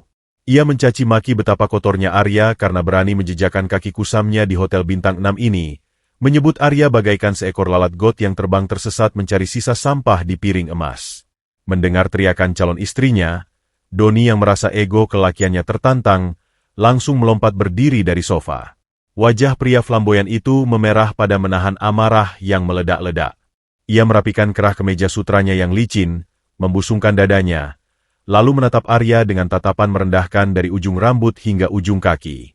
Dengan senyum miring yang penuh kepongahan, Doni melontarkan hinaan tajamnya, mempertanyakan apakah otak prajurit rendahan seperti Arya sudah benar-benar putus hingga berani membuntutinya ke tempat elit ini. Doni tertawa mengejek, mengklaim bahwa gaji seumur hidup Arya bahkan tidak akan cukup untuk sekadar bernapas di lobi hotel ini, apalagi untuk membayar harga karpet yang kini sedang diinjak oleh sepatu gembelnya. Pria arogan itu bersesumbar bahwa ia baru saja mentransfer ratusan juta rupiah hanya untuk uang muka ballroom, sebuah nominal yang menurutnya hanya bisa dilihat oleh Arya di dalam mimpi basahnya sebagai orang miskin. Di tengah hujan caci maki yang rasanya sanggup membuat pria manapun hancur lebur harga dirinya, Arya tetap berdiri tegak tak tergoyahkan. Ia sama sekali tidak membalas gonggongan Doni. Kematian emosinya telah mencapai tahap absolut. Perhatian Arya sepenuhnya terfokus pada Nisa. Dengan suara bariton yang sangat pelan namun berat dan menenangkan, Arya memerintahkan Nisa untuk berdiri tegak, mengatakan bahwa seorang manusia yang mencari rezeki dengan keringat halal tidak sepantasnya berlutut di hadapan tumpukan sampah yang menyamar menjadi manusia. Mendengar dirinya dan Rina disamakan dengan tumpukan sampah, ego Doni yang setinggi langit mendadak meledak tak terkendali. Urat-urat di leher Doni menegang kasar, matanya memerah beringas. Tanpa peringatan apapun, tangan kanan Doni menyambar cangkir porselen berisi espresso panas yang baru saja disajikan di atas meja kaca. Dengan ayunan tenaga penuh kebencian, Doni menyiramkan cairan hitam pekat yang masih mengepulkan asap tipis itu tepat ke arah dada Arya. Biur. Kopi panas itu menghantam kaos polo pudar Arya, merembes dengan cepat menembus serat kain yang tipis, menyengat kulit dada bidangnya dengan suhu yang membakar. Bercak noda hitam legam kini menodai pakaian lusuh sang mayor, menetes kotor hingga ke ujung sepatunya. Nisa menjerit histeris melihat kekejaman itu. Meronta maju mencoba mengelap dada Arya dengan lengan blazernya yang kebesaran, namun Arya menahannya dengan satu isyarat tangan yang kokoh. Ajaibnya, sang komandan tempur itu bahkan tidak berkedip sedikitpun. Tubuhnya tidak terhuyung, otot wajahnya tidak berkerut menahan perih, dan sepasang mata elangnya tetap menatap tajam menembus pupil Doni dengan keheningan yang 1000 kali lebih mematikan dari teriakan kematian. Melihat mangsanya tidak memberikan reaksi kesakitan yang ia harapkan, Doni justru semakin kesetanan. Sambil tertawa pongah yang didukung oleh tepuk tangan meriah dari Rina yang menyebut siraman kopi itu sebagai pembaptisan yang pantas untuk si gembel, Doni menjentikan jarinya tinggi-tinggi ke udara, memanggil para staf hotel. Dalam hitungan detik, seorang pria berjas rapi dengan name tag bertuliskan, Hendra, Duty Manager, berlari tergopoh-gopoh menghampiri keributan itu, diikuti oleh 4 orang petugas keamanan bertubuh kekar. Hendra, yang sama sekali tidak menyadari bahwa pria berkaus lusuh bernoda kopi di depannya adalah pewaris tunggal kerajaan bisnis tempatnya mencari nafkah, langsung membungkuk hormat 90 derajat ke arah Doni. Dengan nada menjilat yang menjijikan, Hendra meminta maaf atas ketidaknyamanan sang tamu VIP. Doni dengan congkaknya memerintahkan Hendra untuk segera membuang gembel bau matahari ini ke tempat sampah di luar sana, menuduh Arya telah mengganggu ketenangannya dan melecehkan staf WO yang sedang ia sewa. Tanpa repot-repot memverifikasi kejadian yang sebenarnya, Hendra langsung berbalik menatap Arya dengan raut wajah penuh kejijikan yang luar biasa.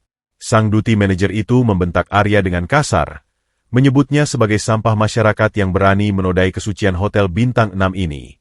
Dengan lambaian tangan arogan, Hendra memerintahkan keempat petugas keamanan yang berbadan tegap itu untuk menyeret Arya keluar detik ini juga. 2 orang satpam langsung menerjang maju, mencengkeram kasar kedua lengan Arya. Insting pembunuh di dalam urat nadi sang mayor Kopassus berdesir tajam. Ia bisa saja mematahkan tulang lengan kedua satpam ini dalam hitungan kurang dari 2 detik. Namun, disiplin militernya yang ditempa di neraka pelatihan menahan niat itu. Ini belum saatnya. Panggung eksekusinya belum siap. Arya membiarkan tubuhnya ditarik dan diseret secara kasar melintasi karpet mewah VIP Lounge, melewati pilar-pilar pualam, dan menjadi tontonan ratusan pasang mata tamu-tamu elit di lobi utama. Di tengah rasa malu yang sengaja ia telan mentah-mentah itu, mata elang Arya terus menatap lurus ke arah Hendra si duty manager, mengukir nama pria penjilat itu dalam daftar hitam eksekusinya dengan tinta darah. Tepat sebelum pintu putar kaca mendorong tubuhnya keluar menuju pelataran aspal yang panas, Arya menoleh untuk terakhir kalinya ke arah VIP Lounge. Di sana, ia melihat Nisa yang menangis sesenggukan meratapi nasibnya, sementara di belakang gadis itu, Doni dan Rina sedang tertawa penuh kemenangan sambil bersulang gelas anggur. Sudut bibir Arya yang berlumuran noda kopi perlahan terangkat, membentuk sebuah senyuman asimetris yang sangat tipis dan teramat dingin. Sebuah senyuman dari sang malaikat maut yang baru saja menetapkan tanggal pasti untuk hari kiamat mereka. Malam puncak pengkhianatan itu akhirnya tiba, dibungkus dengan sangat rapi dalam selimut kemewahan fana yang menyilaukan mata. Ballroom utama The Grand Yuda Palladium yang seluas lapangan sepak bola itu kini telah disulap menjadi replika surga dunia bagi mereka yang memuja harta. Ribuan tangkai mawar putih avalanche yang diimpor langsung dari Belanda merambat anggun di setiap pilar berukir emas murni, memancarkan aroma manis yang memabukkan dan mengalahkan dinginnya udara dari puluhan mesin pendingin sentral. Di atas langit-langit yang melengkung megah, 7 lampu gantung kristal Swarovski raksasa membiaskan cahaya keemasan ke seluruh penjuru ruangan, memantul di atas lantai marmer hitam legam yang dipoles hingga mengkilap bak cermin. Denting gelas anggur kristal bertahtakan perak yang saling beradu terdengar harmonis mengiringi alunan musik orkestra klasik dari panggung utama. Di tengah panggung sandiwara bernilai miliaran rupiah ini, tidak ada satupun tamu undangan yang menyadari bahwa mereka sedang berpesta di atas tanah berdarah, merayakan matinya sebuah kesetiaan yang ditikam dari belakang oleh sang empunya hajat. Di pusat kemegahan itu, Rina berdiri layaknya seorang ratu lalim yang baru saja memenangkan perang penaklukan. Tubuh rampingnya dibalut oleh gaun malam haute couture berwarna merah marun yang menjuntai menyapu lantai, dipenuhi paet kristal yang harganya bisa untuk memberi makan ratusan anak yatim selama setahun penuh. Senyum pongah tak sedetik pun luntur dari bibir berpoles lipstik tebalnya, menutupi fakta bahwa gaun yang ia kenakan adalah hasil dari uang muka yang seharusnya digunakan untuk membangun masa depan bersama pria yang ia hianati. Setiap kali matanya menyapu sekeliling, menatap teman-teman sosialitanya yang menatap iri pada dekorasi mewah tersebut, dada Rina membusung penuh kebanggaan. Ia sama sekali tidak merasa berdosa. Di dalam benaknya yang telah membusuk oleh materialisme, menendang Arya yang ia anggap sebagai prajurit gembel bau matahari adalah keputusan paling cerdas sepanjang hidupnya, sebuah tiket emas untuk keluar dari jurang kemiskinan dan melompat masuk ke dalam kasta tertinggi kaum elit ibu kota. Tepat di samping Rina, berdirilah sang raja sehari, Doni, yang memancarkan aura kesombongan luar biasa hingga rasanya membuat udara di sekitarnya menjadi kotor. Pria flamboyan itu mengenakan setelan tuxedo tailor-made berwarna hitam mengkilap, dengan rambut yang disisir rapi ke belakang menggunakan pomade beraroma tajam. Di pergelangan tangannya, jam tangan Rolex yang selalu ia banggakan sengaja ia tarik lengan kemejanya agar terus terlihat oleh setiap pasang mata. Sambil memegang segelas champagne mahal, Doni berkeliling dari satu meja ke meja lain, memamerkan kekayaannya dengan suara bariton lantang yang sengaja dikeraskan. Dengan dada membusung layaknya burung merak yang sedang birahi, Doni membual kepada keluarga besar Rina bahwa menyewa ballroom seharga ratusan juta rupiah ini hanyalah uang receh yang ia keluarkan dari saku belakang celananya. Kesombongan Doni mencapai titik tertingginya ketika ia mengambil mikrofon dari pembawa acara, memaksa alunan musik orkestra untuk berhenti sejenak. Dengan senyum miring yang sangat merendahkan, Doni mengumumkan melalui pelantang suara bahwa malam ini bukanlah sekadar pesta pertunangan biasa. Ia dengan congkaknya mendeklarasikan bahwa pesta malam ini akan dihadiri oleh tamu-tamu dewa, termasuk direktur utama dari perusahaan properti raksasa tempatnya bernaung, dan yang paling penting, sang pewaris tunggal mitologis dari Yuda Corporation, pemilik sah gedung tempat mereka berpijak saat ini. Doni bersesumbar bahwa sang pewaris konglomerat itu secara pribadi turun gunung hanya untuk memberikan penghormatan kepada dirinya, seorang manajer cabang jenius yang telah memberikan keuntungan triliunan rupiah bagi banyak pihak. Tepuk tangan riuh dan sorakan kagum meledak dari para tamu undangan yang dangkal, mengelus ego Doni hingga membengkak menembus atap, tanpa sedikitpun mereka menyadari bahwa sang pewaris, yang sedang Doni sebut-sebut adalah pria berkaus lusuh yang 2 hari lalu ia siram dengan kopi panas. Sementara sang raja dan ratu sibuk memanjat puncak ilusi mereka, di sudut ruangan yang paling gelap dan tak tersentuh cahaya kristal, sebuah penderitaan yang sangat kontras tengah terjadi. Nisa, sang gadis asisten wedding organizer berhati malaikat, tampak berdiri terhuyung-huyung dengan wajah seputih kertas. Kemeja seragam hitamnya sudah basah oleh keringat dingin yang merembes tiada henti.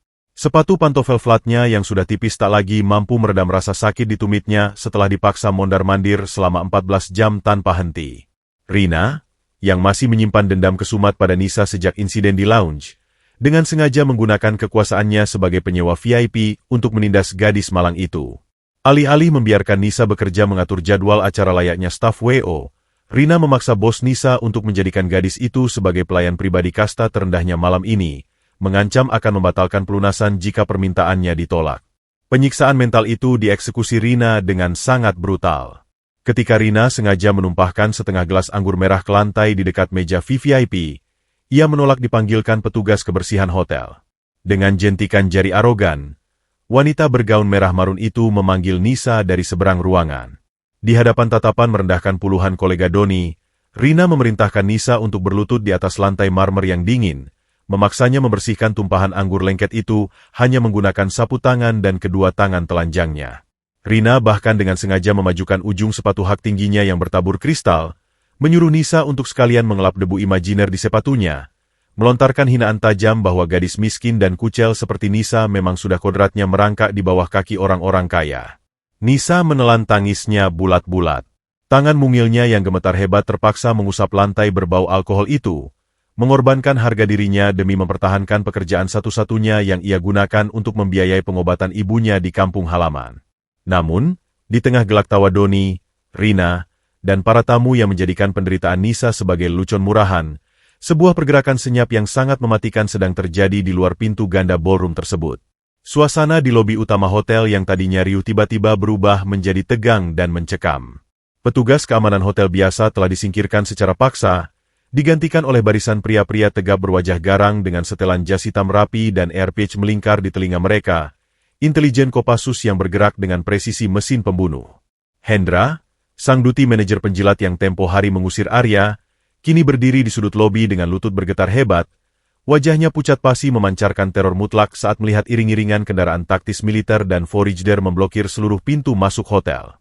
Di dalam ballroom, alunan musik kembali berputar, gelas-gelas kembali berdenting, dan kesombongan terus dipestakan, sama sekali buta terhadap badai kiamat tingkat 9 yang kini telah berada tepat di depan pintu mereka, bersiap untuk menghancurkan segalanya hingga tak bersisa.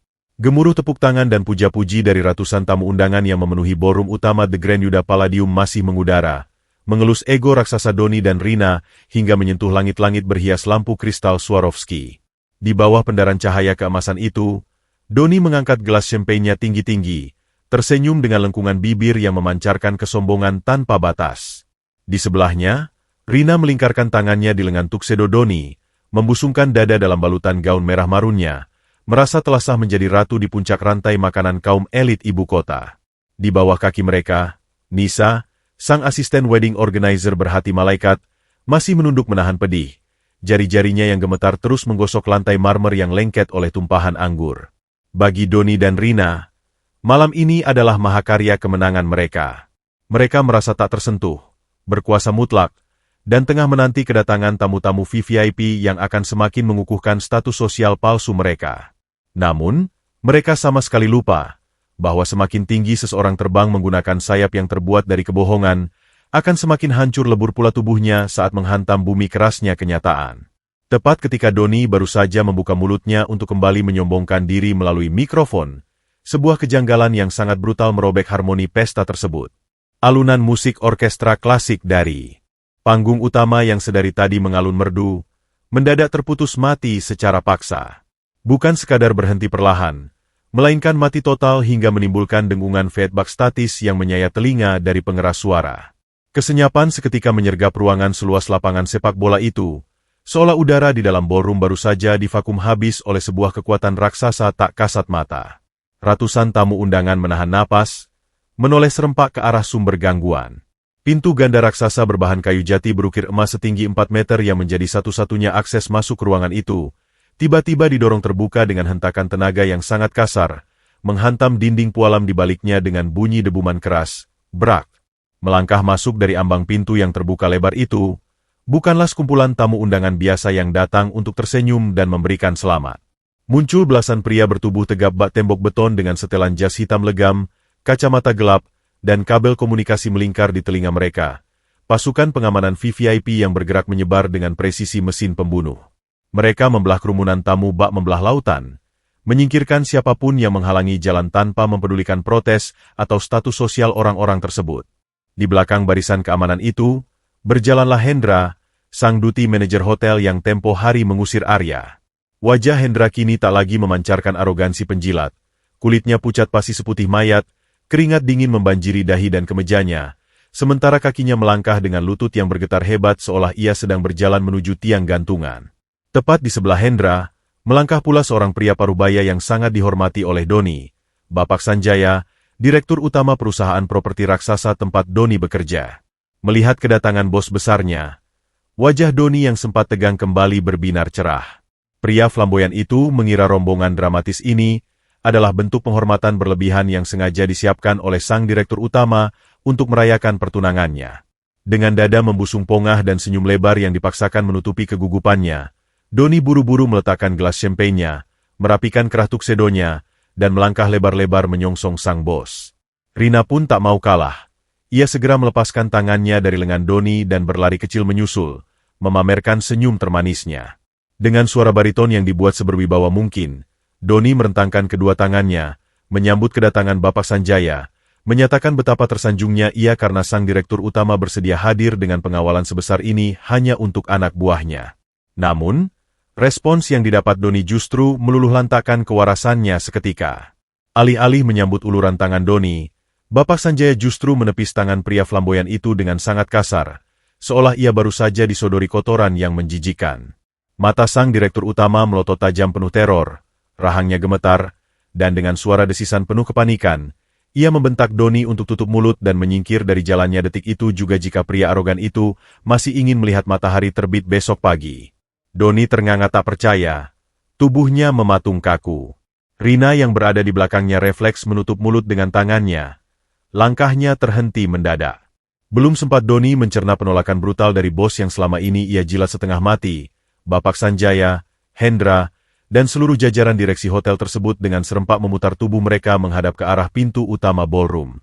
Mereka menundukkan kepala dalam-dalam, membentuk sebuah barisan kehormatan yang memancarkan ketakutan dan ketakziman absolut, seolah menanti kedatangan dewa kematian yang siap mencabut nyawa mereka satu persatu. Dan dari balik bayang-bayang lorong luar ballroom, terdengarlah irama langkah kaki yang perlahan membekukan darah setiap manusia di ruangan itu. Rah, rah, rah. Bunyi sol besi yang beradu tegas dengan lantai marmer, beresonansi dengan detak jantung penuh teror. Langkah itu begitu konstan, begitu berwibawa, memancarkan aura intimidasi murni yang tak bisa dipalsukan. Detik berikutnya, sang pemilik langkah kaki itu melangkah masuk menembus cahaya lampu kristal. Seluruh napas di ruangan itu seakan tercabut paksa. Pria yang berdiri di ambang pintu bukanlah sosok gembel lusuh berkaus polo kusam berbau kopi, apalagi prajurit rendahan berjaket parasut pudar. Pria yang kini memancarkan kedigdayaan seorang kaisar perang itu adalah Mayor Infanteri Arya Yuda. Postur tubuhnya menjulang tegap tak tertembus, dibalut sempurna oleh seragam pakaian dinas upacara, PDU, kebesaran TNI Angkatan Darat berwarna hijau tua yang disetrika luar biasa tajam. Di kedua pundaknya yang kokoh, sepasang bunga melati emas berkilau garang menantang cahaya, menegaskan kepangkatan perwira menengah yang tak bisa diremehkan. Di dada kirinya, berderet rapi puluhan pita jasa operasi militer dan medali kehormatan yang ia tebus dengan keringat darah di medan perang rahasia, memantulkan kilau yang jauh lebih menyilaukan daripada berlian murahan milik Rina. Dan yang paling mengerikan adalah mahkota di atas kepalanya, sebuah baret merah darah kebanggaan Kopassus yang terpasang miring sempurna, membingkai wajah kerasnya yang kini memancarkan aura pembunuh berdarah dingin. Arya berjalan perlahan didampingi oleh Kapten Bayu dan ajudan pribadinya, memancarkan fusi mengerikan antara komandan pasukan khusus paling mematikan dan pewaris tunggal kerajaan bisnis triliunan rupiah. Mata elang Arya yang setajam silet perlahan menyapu ruangan, menyerap ketakutan absolut yang kini merayap di udara. Saat pandangan itu akhirnya terkunci pada sosok Doni dan Rina yang berdiri mematung di tengah ruangan, gravitasi di sekitar mereka terasa berlipat ganda.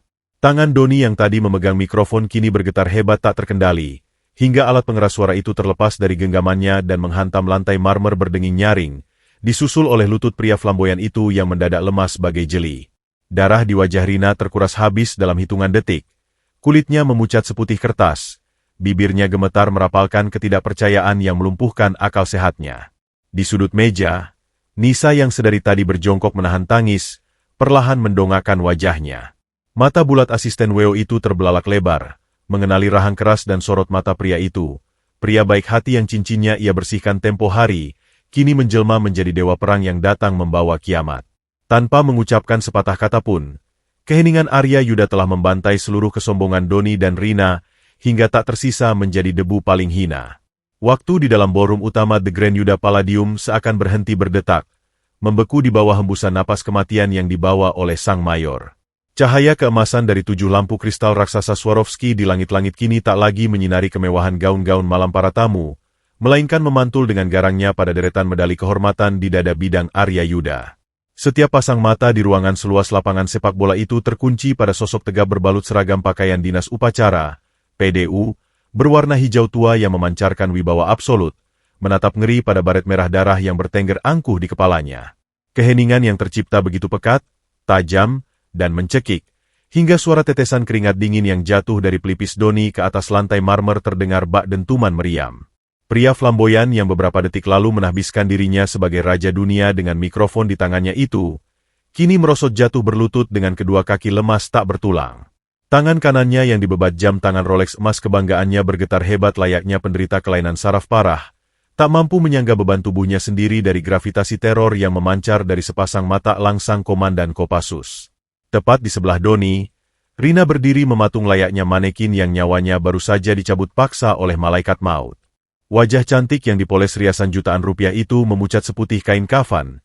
Matanya terbelalak lebar dengan pupil yang mengecil menatap tak percaya pada pria yang selama ini ia hina sebagai gembel bau matahari. Napas Rina tersendat di kerongkongan, membentuk bunyi pencekikan pelan yang menyayat hati. Gaun merah marun haute couture yang membalut tubuhnya kini terasa seperti kain gombal murahan jika disandingkan dengan lambang kebesaran militer yang disandang oleh mantan kekasihnya. Hayalannya tentang masa depan gemilang bersama Doni hancur berkeping-keping digilas oleh sepatu Lars militer hitam mengkilap yang kini melangkah pelan mendekati mereka. Irama sol sepatu baja Arya beresonansi dengan detak jantung ratusan tamu yang ikut tercekik ketakutan. Saat Arya melangkah maju membelah ruangan, Bapak Sanjaya, sang direktur utama perusahaan, beserta Hendra Siduti manajer hotel, merangkak maju memotong jalan. Dengan suara bergetar hebat dan air mata kepanikan yang meruntuhkan seluruh wibawa mereka sebagai petinggi korporat, pria-pria berjas mahal itu memohon ampunan. Mereka menundukkan kepala nyaris mencium lantai di dekat ujung sepatu Lars Arya, merapal permintaan maaf dan memanggilnya dengan sebutan Tuan Muda Pewaris Utama berulang kali. Namun, Arya Yuda bahkan tidak menundukkan pandangannya sedetik pun ke arah para penjilat itu. Baginya, mereka tak lebih dari sekadar cacing tanah yang tak pantas mendapatkan perhatian. Sang mayor terus melangkah maju dengan dada membusung tegap, menembus lautan manusia elit yang perlahan mundur ketakutan, menyisakan ruang kosong yang luas tepat di tengah panggung penyiksaan mental tersebut. Langkah tegap sang perwira menengah itu akhirnya terhenti tepat di epicentrum ballroom, berjarak hanya 1 jengkal dari tubuh Doni yang tersungkur gemetar menatap lantai, dan Rina yang kakunya menyerupai mayat hidup. Arya menatap lurus ke bawah. Matanya yang sedingin gletser abadi mengunci sisa-sisa kesombongan di wajah Doni yang kini dibanjiri air mata ketakutan. Dengan gerakan yang sangat lambat, elegan, dan terukur, Arya membungkukkan badan tegapnya, merentangkan jemari kasarnya yang dipenuhi buku-buku jari menonjol, lalu memungut mikrofon nirkabel yang tadi terlepas dari genggaman Doni. Ia menegakkan tubuhnya kembali, memutar mikrofon hitam itu di tangannya dengan sangat tenang, sebelum mengetuk kepalanya pelan. Duk. Suara ketukan itu menggema ke seluruh penjuru ballroom melalui sistem tata suara berkekuatan puluhan ribu watt, memecah keheningan absolut yang sedari tadi merantai pernapasan semua orang. Arya menempelkan alat pengeras suara itu ke bibirnya, membiarkan senyum asimetris yang sangat tipis dan teramat membekukan terukir di wajah kerasnya. Saat ia membuka mulut, suara baritonnya yang berat, dalam, dan dipenuhi otoritas mutlak meluncur tanpa ampun. Melalui pengeras suara, Arya mengucapkan salam perkenalan ulang dengan nada sarkasme elegan yang merobek seluruh ilusi kemewahan di ruangan itu. Ia menyatakan bahwa beberapa hari yang lalu, ada seorang pria berparfum mahal dengan jam tangan palsu yang berteriak bahwa prajurit rendahan berjaket kusam sepertinya hanya memiliki gaji yang pas-pasan untuk sekadar menambal ban motor butut. Suara Arya menggema tajam, membedah setiap lapis kesombongan Doni helai demi helai. Ia mendeklarasikan dengan lantang bahwa bau matahari, debu, dan keringat dekil yang selama ini dihina secara kejam oleh Doni dan Rina adalah aroma darah, peluh, dan mesiu yang ia korbankan di tengah hutan perbatasan demi menjaga agar manusia-manusia congkak seperti mereka bisa tidur nyenyak di atas kasur empuk.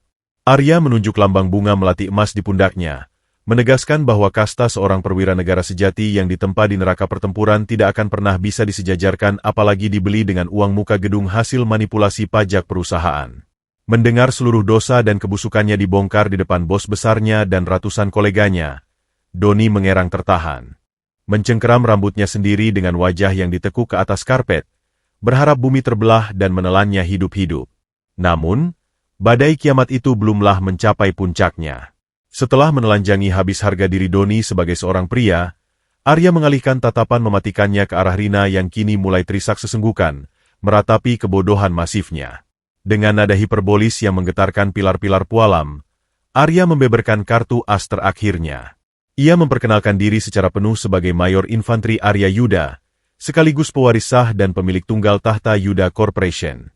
Suaranya menggelegar ke setiap sudut ruangan, mendiktekan kenyataan bahwa ballroom megah seharga miliaran rupiah tempat Rina memamerkan gaunnya saat ini, lampu-lampu kristal mewah yang menyinari wajah pucatnya, hingga lantai marmer yang kini menjadi tempat bersujud Nisa, semuanya adalah milik keluarga Yuda, miliknya seorang.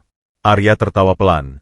Sebuah tawa kering tanpa emosi yang mengalirkan teror ke tulang belakang Rina. Dengan tatapan kosong yang membunuh sisa-sisa cinta di antara mereka, Arya mengucapkan rasa terima kasihnya yang paling dalam kepada Rina. Ia berterima kasih karena wanita manipulatif itu telah berbaik hati membuang cincin platina safir calon pusaka keluarganya ke genangan lumpur tempo hari. Karena berkat pengkhianatan murahan itu, Arya kini sadar bahwa ia tidak perlu repot-repot membuang sisa hidupnya untuk bersanding dengan wanita berhati dangkal yang kesetiaannya bisa dibeli dengan selembar uang receh. The mic drop tereksekusi dengan sempurna dan tanpa celah. Tanpa mengucapkan kalimat perpisahan, Arya melepaskan mikrofon itu dari genggamannya, membiarkannya jatuh menghantam lantai marmer dengan dentingan nyaring yang memekakkan telinga. Ia berbalik badan, membiarkan gema dari kebenarannya meremukan seluruh harga diri, masa depan, dan kewarasan dua pengkhianat di belakangnya hingga hancur lebur menjadi debu kasta terendah.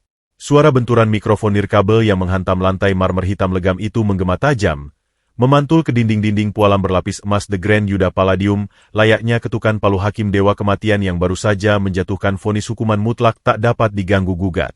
Gema frekuensi tinggi dari alat pengeras suara itu merobek sisa-sisa kewarasan Doni dan Rina, memaksa mereka menelan bulat-bulat kiamat yang baru saja meledak tepat di depan wajah mereka.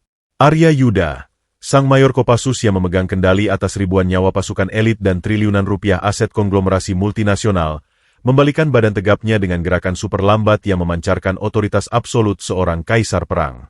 Punggung kokohnya yang terbalut sempurna oleh seragam pakaian dinas upacara hijau tua menjauh tanpa keraguan sedikitpun, meninggalkan dua manusia berhati iblis itu tenggelam ke dalam jurang keputusasaan paling gelap.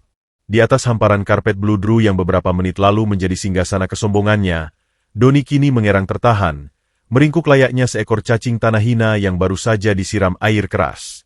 Tuxedo Taylor Made mahalnya kini kusut masai, sementara keringat dingin yang mengucur deras melunturkan pomade di rambutnya, menetes perih mengenai kedua matanya, menyempurnakan wujud menyedihkan dari seorang pria yang harga dirinya baru saja dikuliti habis-habisan hingga menyisakan tulang belulang rasa malu belaka. Kehancuran Doni tidak berhenti hanya pada hancurnya mental dan harga diri di hadapan ratusan pasang mata. Di sudut panggung, Bapak Sanjaya, direktur utama perusahaan properti raksasa yang selama ini menjadi tempat Doni menjilat dan berlindung, berdiri dengan seluruh persendian yang bergetar menahan murka sekaligus teror luar biasa. Pria parubaya itu sangat menyadari bahwa berurusan dengan Yuda Corporation, apalagi menyentuh sehelai rambut pewaris tunggalnya yang berstatus perwira militer aktif, sama saja dengan menggali kuburan massal bagi perusahaannya sendiri. Membiarkan Doni tetap bernapas di bawah bendera perusahaannya adalah sebuah tindakan bunuh diri korporat yang bodoh. Dengan rahang yang mengatup rapat hingga urat lehernya menonjol liar, Bapak Sanjaya melangkah maju menembus keheningan yang mencekik. Ia tidak berjalan untuk menolong anak buahnya, melainkan bergerak bagai algojo yang siap memenggal kepala sang pesakitan. Tanpa sedikit pun mempedulikan tatapan kolega bisnis yang menahan napas, Bapak Sanjaya mengayunkan kaki kanannya yang dibalut sepatu pantofel kulit mahal, lalu menendang keras bahu Doni yang sedang merangkak menyedihkan di lantai, hingga pria flamboyan itu terjerembab ke belakang dengan rintihan kesakitan yang memilukan. Dengan suara parau yang bergetar menahan amarah yang meledak-ledak, Bapak Sanjaya mengacungkan telunjuknya tepat ke depan hidung Doni. Melalui kalimat-kalimat yang dimuntahkan bak lahar panas, sang direktur utama mendeklarasikan pemecatan Doni secara tidak hormat malam itu juga, memecatnya layaknya membuang seonggok sampah yang membusuk. Sanjaya berteriak bahwa ia tidak akan membiarkan bajingan kelas rendahan yang berani merendahkan seorang perwira negara, sekaligus pewaris tunggal Yuda Corporation mengotori nama perusahaannya sedetik pun lagi. Namun, hukuman itu belum cukup. Menggunakan data intelijen militer yang telah dikirimkan secara rahasia oleh tim Kapten Bayu ke ponsel Sanjaya beberapa menit sebelum insiden penggerebekan ini, sang bos besar mulai membongkar seluruh kebusukan Doni di depan publik. Dengan nada yang menggema kejam, Sanjaya membacakan bukti-bukti manipulasi pajak, penggelapan dana tender fiktif, hingga manipulasi laporan keuangan yang selama ini dilakukan Doni untuk mendanai gaya hidup hedonis dan perselingkuhannya. Sanjaya bersumpah di hadapan semua tamu undangan bahwa mulai esok pagi, tim audit independen dan aparat penegak hukum akan menyita seluruh aset Doni, menuntut ganti rugi miliaran rupiah, dan memastikan pria arogan itu membusuk di balik jeruji besi penjara dengan status bangkrut total. Tidak memberikan celah bagi Doni untuk sekadar mengambil napas atau memohon ampun, Bapak Sanjaya memerintahkan 4 orang petugas keamanan pribadi perusahaannya untuk maju. Bagaikan anjing-anjing liar yang kelaparan merobek daging mangsanya, para petugas keamanan berbadan tegap itu menerjang Doni tanpa belas kasihan. Di tengah lolongan tangis Doni yang memalukan dan ratapan minta tolong yang tak dihiraukan siapapun, mereka merogoh saku celana pria itu secara paksa, merampas kunci mobil Eropa mewah yang rupanya hanyalah kendaraan fasilitas operasional perusahaan, menarik dompetnya untuk menyita kartu kredit korporat, hingga melucuti jam tangan Rolex palsu dari pergelangan tangannya yang gemetar parah. Doni, yang tadi siang masih bersesumbar bahwa gajinya seumur hidup Arya tak akan mampu membeli parfumnya, kini dilucuti hingga tak menyisakan sepeser pun harga diri di depan wanita yang ia jadikan trofi kemenangan. Rina hanya bisa berdiri kaku membeku, matanya terbelalak lebar menyaksikan dewa pelindung, bergelimang harta yang baru saja ia puja, kini berubah wujud menjadi pesakitan melarat yang berteriak-teriak histeris saat tubuhnya diseret secara kasar menjauhi pusat ballroom. Sementara Doni menemui kiamatnya yang mengerikan, karma yang sama brutalnya segera menyergap Hendra, sang duty manajer penjilat yang tempo hari dengan kasarnya mengusir Arya demi membela kesombongan Doni. Hendra yang sedari tadi berlutut dengan wajah berlumuran air mata di sudut panggung, merangkak maju bagai seekor anjing peliharaan yang memohon sisa tulang. Dengan tangan terkatup rapat di depan dada, pria itu merintih memohon belas kasihan, berjanji akan menjadi alas kaki Arya agar kesalahannya diampuni. Namun, jangankan mendapatkan belas kasihan, Arya bahkan tidak perlu repot-repot membuang pandangannya untuk pria hina tersebut. Salah seorang jajaran direksi senior The Grand Yuda Palladium melangkah maju memotong rintihan Hendra. Dengan tatapan jijik yang tak tertutupi, sang direktur merenggut paksa name tag dan kartu akses berlapis emas dari dada Hendra, mengumumkan pemecatan langsung tanpa pesangon detik itu juga karena telah melakukan dosa fatal tak termaafkan, menghina, merendahkan, dan mengusir pemilik sah dari gedung tempatnya mencari makan. Beberapa petugas keamanan hotel yang tempo hari menuruti perintah Hendra untuk menyeret Arya, kini justru berbalik mencekik kerah ke meja mantan atasan mereka itu, menyeret Hendra keluar dari ruangan dengan perlakuan yang jauh lebih kasar, melemparkannya ke jalanan seperti kantong sampah. Ratusan tamu undangan yang memadati ruangan berhias ribuan bunga mawar impor itu hanya bisa membisu, menelan ludah ketakutan menyaksikan pembantaian status sosial yang terjadi secara instan dalam hitungan menit. Di tengah panggung kehancuran tersebut, Rina berdiri sendirian, tubuhnya gemetar hebat layaknya ranting kering yang diterjang badai puting beliung.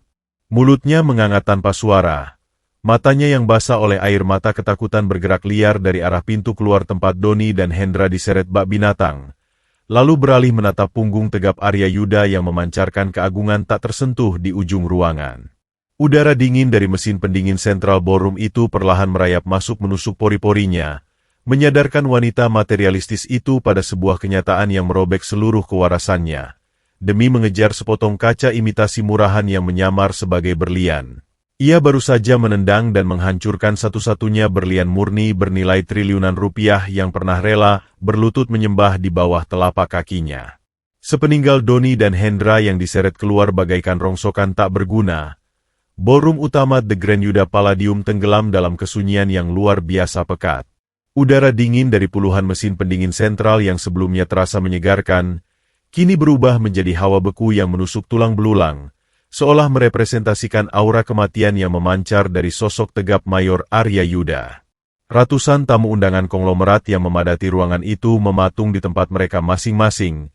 Tak ada satupun yang berani mengeluarkan suara, bahkan untuk sekadar menarik napas panjang. Di tengah panggung kehancuran tersebut, Rina berdiri sebatang kara, menjadi satu-satunya titik fokus dari tatapan menghakimi yang dilontarkan oleh setiap pasang mata di ruangan itu. Gaun malam haute couture berwarna merah marun bertabur kristal yang melekat di tubuh rampingnya, yang beberapa menit lalu membuatnya merasa seperti ratu penguasa dunia, kini terasa bagaikan kain kafan berlumuran dosa yang mencekik lehernya perlahan-lahan. Dinding-dinding ilusi yang Rina bangun dengan keserakahan dan kebohongan kini telah runtuh tak bersisa, menimpakan beban penyesalan seberat gunung tepat di atas dadanya. Matanya yang memerah basah menatap nanar pada sosok tegap sang mantan kekasih yang berdiri menjulang hanya beberapa langkah di hadapannya. Pria yang selama 3 tahun ia anggap sebagai beban hidup, Pria yang tangannya ia sebut terlalu kasar dan kotor, pria yang gajinya selalu ia hina tak cukup untuk membeli sebotol parfum, kini berdiri di bawah sorot lampu kristal dengan balutan seragam pakaian dinas upacara yang memancarkan wibawa seorang dewa perang. Deretan medali kehormatan yang berdenting pelan di dada kiri Arya berkilau menyilaukan, jauh lebih terang dan berharga daripada seluruh perhiasan yang pernah menempel di tubuh Rina seumur hidupnya. Ingatan tentang cincin platina safir calon pusaka bernilai miliaran rupiah yang ia lempar ke genangan lumpur tempo hari kembali berkelebat di benaknya, menghantam kewarasannya dengan palu godam penyesalan yang membuat lututnya seketika kehilangan seluruh tenaga. Tanpa mampu menopang bobot tubuhnya sendiri, Rina ambruk. Lututnya menghantam lantai marmer hitam legam dengan bunyi berdebuk yang menyedihkan. Riasan wajah jutaan rupiahnya luntur berantakan, maskara hitamnya mengalir deras bersama air mata, membentuk garis-garis kotor di pipinya yang pucat pasi seputih mayat. Dengan sisa-sisa kesadaran yang digerogoti keputusasaan, Rina merangkak maju, menyeret gaun mahalnya di atas lantai, mengabaikan ratusan pasang mata tamu VIP yang kini menatapnya dengan raut jijik dan merendahkan. Tangan lentiknya yang berhiaskan cincin palsu pemberian Doni terulur gemetar, mencoba menggapai apa saja yang bisa menyelamatkannya dari kiamat sosial ini. Jari-jari lentik itu akhirnya mendarat dan mencengkeram erat ujung sepatu Lars militer hitam mengkilap milik Arya, memeluknya erat-erat seolah sepatu baja itu adalah satu-satunya pelampung di tengah samudra badai. Sambil menangis meraung-raung hingga suaranya serak dan menyayat hati, Rina mendongakkan wajahnya yang basah oleh air mata dan riasan luntur. Dengan nada suara yang memelas penuh keputusasaan, wanita materialistis itu merapalkan beribu-ribu kata maaf yang terdengar sangat murahan di telinga sang komandan. Rina terisak hebat, meracau bahwa ia telah dicuci otaknya oleh Doni, mengklaim bahwa pria flamboyan itulah yang memaksa dan memanipulasinya untuk membatalkan pernikahan mereka. Sambil terus menciumi ujung sepatu bot Arya, Rina memohon belas kasihan, mengingatkan Arya pada 3 tahun masa-masa indah yang pernah mereka lewati bersama. Ia memohon dengan sangat agar Arya bersedia memaafkan kehilafan kecilnya ini, berjanji di hadapan ratusan orang bahwa ia akan berubah menjadi wanita penurut, rela hidup menderita di asrama militer, dan akan menjadi istri yang paling setia asalkan Arya mau menerimanya kembali dan membatalkan kehancuran masa depannya. Namun, semua air mata buaya dan ratapan memilukan itu membentur dinding karang yang tak bisa ditembus. Di bawah baret merahnya, wajah keras Arya Yuda tidak menunjukkan sedikitpun perubahan emosi. Tidak ada gurat iba, tidak ada kelembutan, dan sama sekali tidak ada sisa-sisa cinta di sepasang mata elang yang menatap tajam ke arah wanita yang bersujud di kakinya itu. Bagi sang perwira pasukan khusus, tangisan Rina saat ini bukanlah tangisan penyesalan karena telah melukai hatinya, melainkan tangisan ketakutan karena telah kehilangan akses menuju harta kekayaan dan kekuasaan triliunan rupiah yang kini berdiri tegak di hadapannya. Dengan gerakan yang sangat dingin, lambat, namun memancarkan otoritas penolakan mutlak, Arya menarik kaki kanannya ke belakang. Tarikan itu begitu kuat dan tegas, hingga tangan Rina terlepas paksa dari sepatunya, membuat tubuh wanita itu sedikit terjerembab ke depan mencium lantai marmer yang dingin. Arya menatap rendah ke arah Rina layaknya menatap setumpuk sampah organik yang tak pantas didaur ulang. Dengan suara baritonnya yang berat, dalam, dan menggema mengiris kesunyian ballroom, sang mayor memuntahkan kalimat eksekusi terakhirnya. Arya menyatakan bahwa seorang prajurit tempur di medan operasi bisa saja memaafkan peluru musuh yang menembus dadanya, namun ia tidak akan pernah memberikan ampunan bagi pengkhianatan yang ditusukkan dari belakang oleh orang yang paling ia percayai. Ia mengingatkan Rina bahwa menjadi seorang istri perwira militer, seorang ibu persit, bukanlah tentang seberapa mahal gaun yang dikenakan atau seberapa sering makan di restoran bintang 5. Menjadi pendamping abdi negara adalah tentang ketahanan mental, kesetiaan absolut saat ditinggal bertugas di ambang kematian, dan keikhlasan untuk hidup dalam kesederhanaan demi menjaga kehormatan suami. Dan dalam ujian kualifikasi paling dasar itu, Rina telah gagal dengan predikat paling menjijikan. Dengan nada sarkasme yang begitu elegan namun mematikan, Arya menambahkan bahwa kemiskinan Rina yang sesungguhnya bukanlah terletak pada saldo rekening tabungannya, melainkan pada jiwanya yang terlalu melarat dan dangkal untuk bisa menghargai ketulusan. Arya menegaskan bahwa sejak cincin pusaka keluarganya dilempar ke genangan lumpur tempo hari, nama Rina telah dihapus permanen dari buku kehidupannya, dan tidak ada satupun kekuatan di dunia ini, apalagi sekadar air mata palsu, yang mampu menulis ulang nama itu. Sebagai penutup hukuman mentalnya, Arya memberikan perintah lisan yang sangat tegas kepada para pasukan pengamanan VVIP berjas hitam yang bersiaga di sekeliling ruangan. Ia memerintahkan mereka untuk menyingkirkan wanita pengkhianat ini dari ballroom miliknya, melarang keras Rina untuk pernah menginjakan kaki di seluruh properti milik Yuda Corporation seumur hidupnya. Rina menjerit histeris, meronta-ronta menolak kenyataan saat dua orang petugas keamanan bertubuh kekar memegang lengannya, menyeret tubuh berbalut gaun mewah itu membelah lautan tamu, membuangnya ke jurang kehinaan terdalam yang ia gali dengan tangannya sendiri. Suara jeritan histeris Rina yang diseret keluar oleh petugas keamanan perlahan memudar, tertelan oleh sunyinya malam di balik dinding kedap suara ballroom utama The Grand Yuda Palladium. Panggung sandiwara yang tadinya dibangun di atas fondasi kesombongan dan pengkhianatan itu kini telah bersih dari hama-hama parasit yang mengotorinya. Ratusan tamu undangan kelas atas yang tersisa masih berdiri mematung, menahan napas dalam kecanggungan dan kekaguman yang bercampur menjadi satu ketakutan absolut. Udara di dalam ruangan seluas lapangan sepak bola itu seolah baru saja disterilkan dari racun keangkuhan materialistis. Di bawah siraman cahaya keemasan dari 7 lampu kristal Swarovski raksasa, Mayor Arya Yuda berdiri kokoh tak tergoyahkan. Aura kematian dan intimidasi yang sedari tadi memancar deras dari tubuh tegapnya perlahan mulai mereda, ditarik kembali ke dalam ketenangan batin seorang prajurit sejati yang telah menyelesaikan misi pembersihannya. Badai kiamat telah berlalu, menyisakan puing-puing kehancuran bagi sang pengkhianat, namun di saat yang sama, menyisakan sebuah janji fajar yang baru bagi jiwa yang tulus. Di sudut ruangan, tepat di atas lantai marmer yang masih menyisakan noda lengket anggur merah, berdirilah seorang gadis yang kontrasnya membelah harmoni kemewahan pesta tersebut. Nisa, sang asisten wedding organizer sederhana, tampak mematung dengan tubuh mungil yang bergetar hebat. Kemeja seragam hitam pudar yang kebesaran itu basah oleh keringat dingin dan noda debu. Sementara kedua tangannya yang memerah kasar masih menggenggam erat sebuah sapu tangan basah berbau alkohol murahan. Gadis berhijab nafi itu menundukkan pandangannya dalam-dalam, tak berani menatap ke arah sang dewa perang yang baru saja menghancurkan majikan arogannya dalam hitungan menit. Di dalam dada Nisa, jantungnya berdegup kencang bagai tabuhan genderang. Ia masih mengingat dengan sangat jelas bagaimana tempo hari ia membersihkan cincin pria ini di pelataran parkir yang membakar kulit, mendoakan kebaikan bagi pria berjaket kusam yang ia pikir adalah seorang rakyat jelata yang sedang dirundung kemalangan. Kini, menyadari bahwa pria, malang, itu adalah pewaris tunggal konglomerat multinasional sekaligus perwira elit militer bernyali baja, nyali Nisa menciut hingga seukuran partikel debu. Ia bersiap menanti gilirannya untuk diusir, merasa dirinya tak lebih dari kotoran yang menodai kesucian ballroom milik sang mayor. Namun, alih-alih memberikan perintah pengusiran kepada barisan intelijen berjas hitam yang bersiaga di sekeliling ruangan, Arya Yuda justru memutar tubuh tegapnya. Matanya yang tajam menyapu kerumunan elit, membelah lautan manusia berbalut sutra dan perhiasan itu hanya dengan satu tatapan. Para tamu VVIP itu refleks mundur teratur, membuka sebuah jalan lurus yang membelah ruangan layaknya terbelahnya laut merah.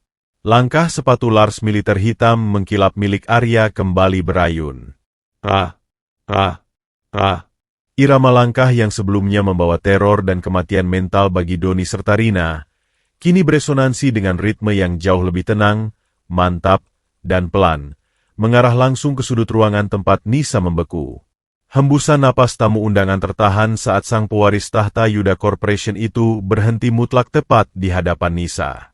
Ujung sepatu bot baja yang memancarkan otoritas tak terbantahkan itu kini berhadapan langsung dengan sepatu pantofel flat usang Nisa yang solnya sudah menipis dan ujungnya mengelupas, menciptakan sebuah mahakarya visual tentang pertemuan dua dunia yang dipersatukan oleh satu hal, ketulusan nurani. Tanpa mempedulikan puluhan pasang mata jajaran direksi yang menonton dengan raut kebingungan, Arya perlahan membungkukkan postur tubuhnya yang menjulang. Tangannya yang besar, kapalan, dan dipenuhi urat-urat menonjol akibat memegang senjata tempur, terulur dengan gerakan yang sangat lembut. Ia tidak menyentuh kulit Nisa, melainkan memegang ujung sapu tangan basah berbau anggur yang sedari tadi dicengkeram erat oleh gadis itu. Dengan tarikan pelan yang tak bisa ditolak, Arya mengambil kain kotor itu, lalu membuangnya ke lantai. Suara baritonnya yang berat, dalam, namun kini dilapisi oleh kehangatan yang menenangkan, mengalun memecah keheningan. Arya memanggil nama Nisa, memerintahkan gadis itu untuk mengangkat wajahnya, menegaskan bahwa seorang manusia yang memiliki hati sejernih berlian tidak sepantasnya menunduk di hadapan siapapun, apalagi berlutut membersihkan kotoran dari orang-orang berjiwa busuk. Mendengar suara yang sama dengan pria berkaus lusuh yang ia tolong tempo hari, Nisa perlahan mendongakkan wajahnya yang basah oleh air mata ketakutan. Mata bulatnya perlahan melebar, menatap langsung ke dalam mata Elan Arya yang kini tak lagi memancarkan hawa membunuh, melainkan sebuah rasa hormat yang luar biasa dalam. Arya tersenyum, sebuah senyuman tulus yang akhirnya mematahkan kekakuan wajah stoik militernya. Melalui kalimat-kalimat naratif yang diucapkan dengan otoritas absolut di hadapan jajaran direksi hotel, sang mayor mendeklarasikan titah yang memutarbalikkan roda nasib malam itu juga. Arya menyatakan bahwa beberapa hari yang lalu, di saat dunia memandangnya sebagai gembel tak berharga dan membuang pusaka keluarganya ke genangan lumpur, gadis sederhana di hadapannya inilah yang memungut kehormatannya kembali, membersihkannya tanpa pamrih, dan memperlakukannya selayaknya seorang manusia bermartabat.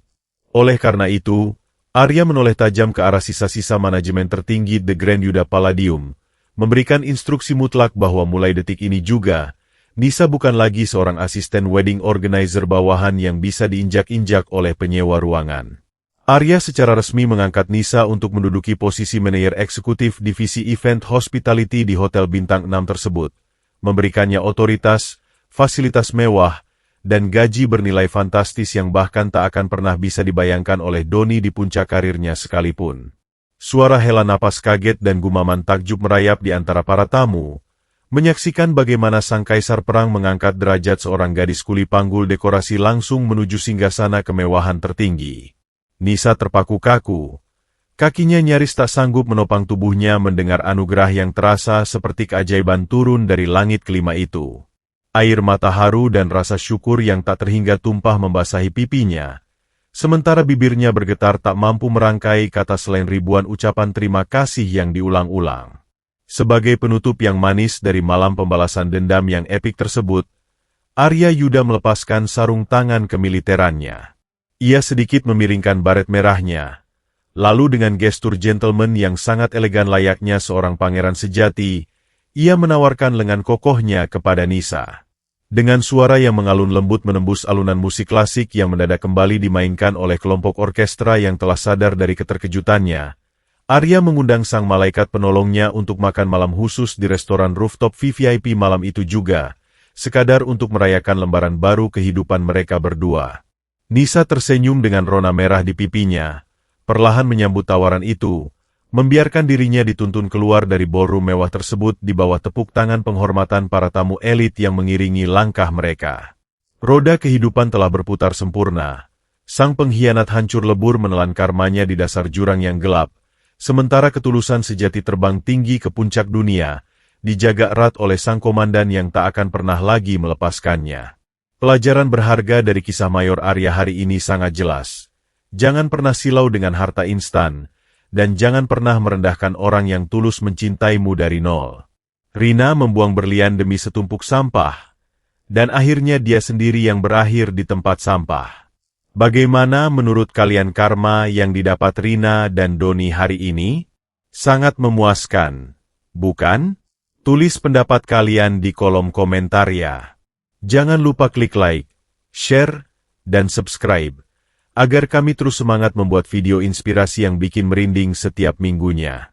Terima kasih sudah menonton.